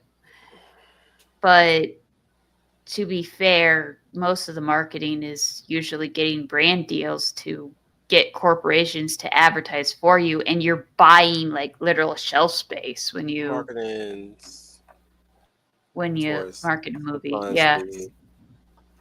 it's mostly targeted towards the star power at times. Mhm. It's not really it doesn't get into to the product placements or product sellings until commercials come in. That's when they do that usually. That's a But fair point. half of these trailers sometimes are always on the star power, and hell, it based on the star power of certain more famous talent like Tom Cruise and the like. and that's where you see where the budget really went. Getting those excuse me, hiring a better actor than the ones that you're trying to promote. I'm on the page with Humble. I didn't even know she had a movie coming out. I'm just as surprised as everybody else. Like she did? Oh, really? Oh, okay. Well, that's Makes nice. me even I've want to never. watch it more because I nobody's really talking about that movie other than the interview that precedes that movie, Yeah. Now Huh. that got more press than the movie itself. where she classically said, "I love my haters, but I'm not gonna speak. I'm not gonna speak on everything that they're gonna say bad about me. If I want to say it, I'll say if I when I, I'll say when I feel like it." That's basically what she told her.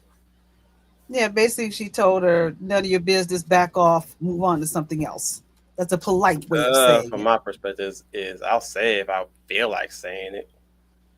Like, it. bitch, I'm a star. I don't have no opinion about these motherfuckers. True, very true.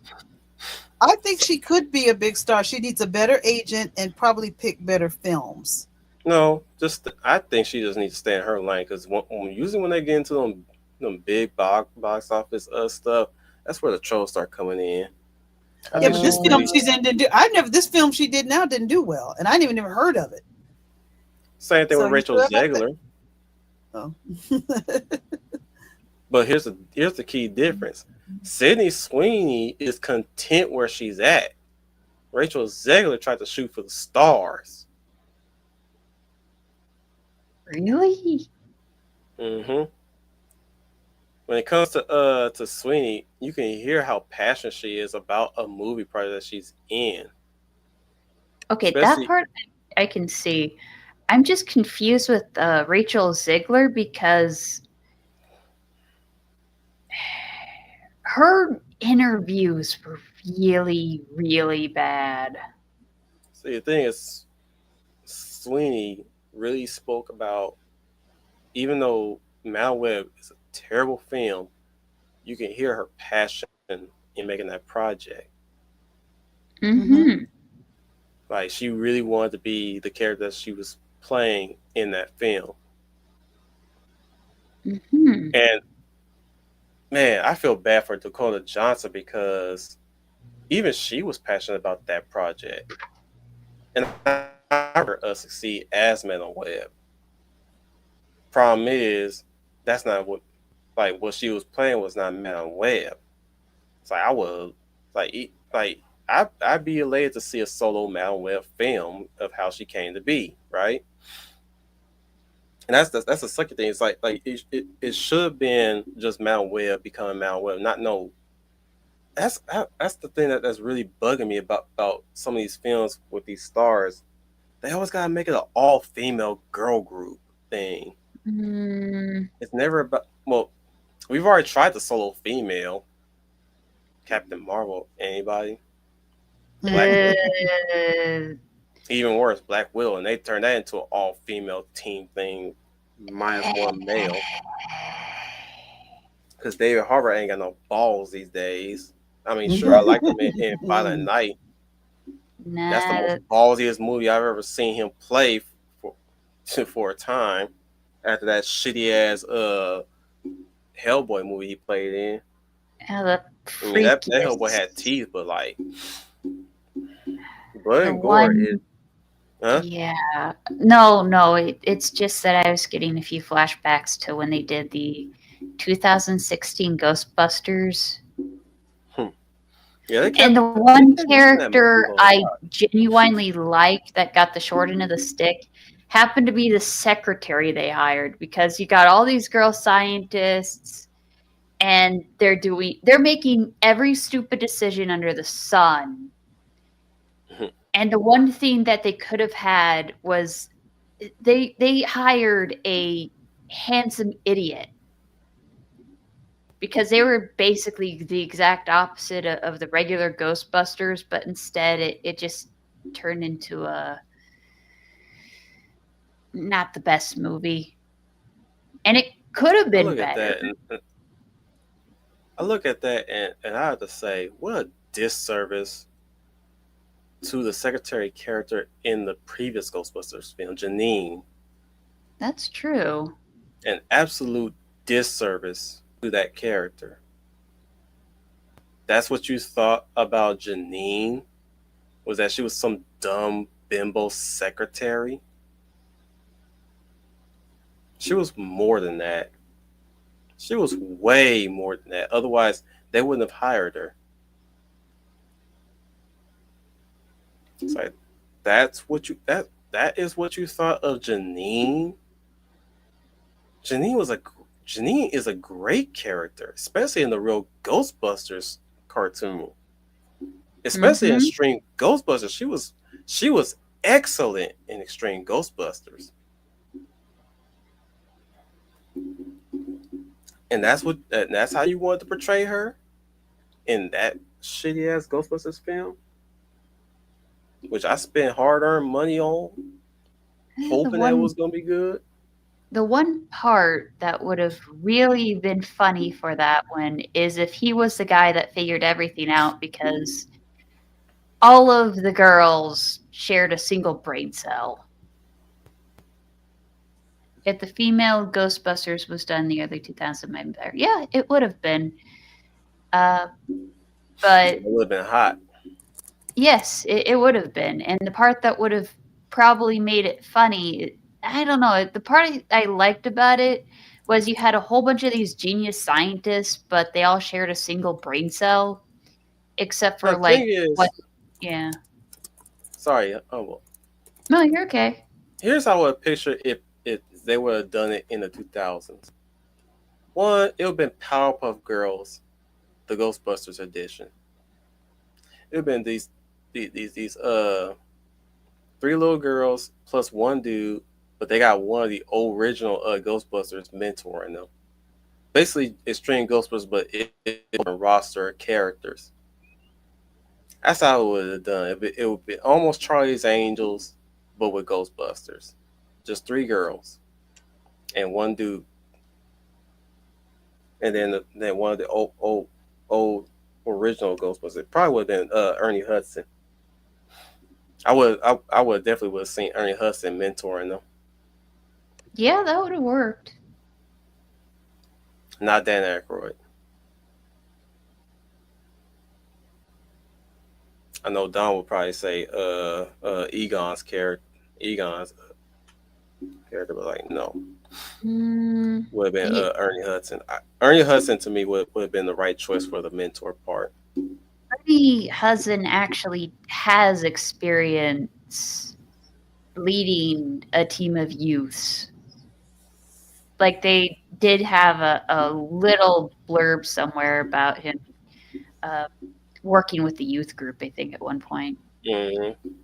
that wouldn't do a clever bit like that because it would show women just as foul as men, and they would never allow that. Hmm. Honestly, they need to allow that more often because that's one of the reasons why Pomni was so popular. Because you had two extreme opposites. You had the always perfect, never suffering consequence of the actions, and then you have random chick gets thrust into a video game, all the bad mechanics of an isekai times a trillion. And that I'm gonna leave it off on there and wrap it up because I'm getting tired. Yeah, I was just about to say it's late on. I know I arrived late, but I got to take off now. If you're off of work, but I'm not. So So I thank everybody for being here. Those three of you and those other motherfuckers to keep popping in and out. And I don't know what we're gonna be doing this week since Dom is not here to rail in on what we're doing this week for this room millennials coming up. But next week we're definitely we're gonna talk about two greats that sadly passed away at the height of their careers, both father and son. We were talking about O'Shea Jackson Jr. with his father Ice Cube, along with nephew Jafar Jackson playing the role of his late uncle. Here we are about to talk about Bruce Lee and Brandon Lee. First, remembering Bruce Lee, and then later on, we're gonna do one of Brandon Lee's finest and last movies that he starred in, The Crow, a movie spotlight that is. So tune in for those coming up. If you made it this far in a 2 hour stream, after that we're gonna be postponing the streams from now on and pick it back up in spring.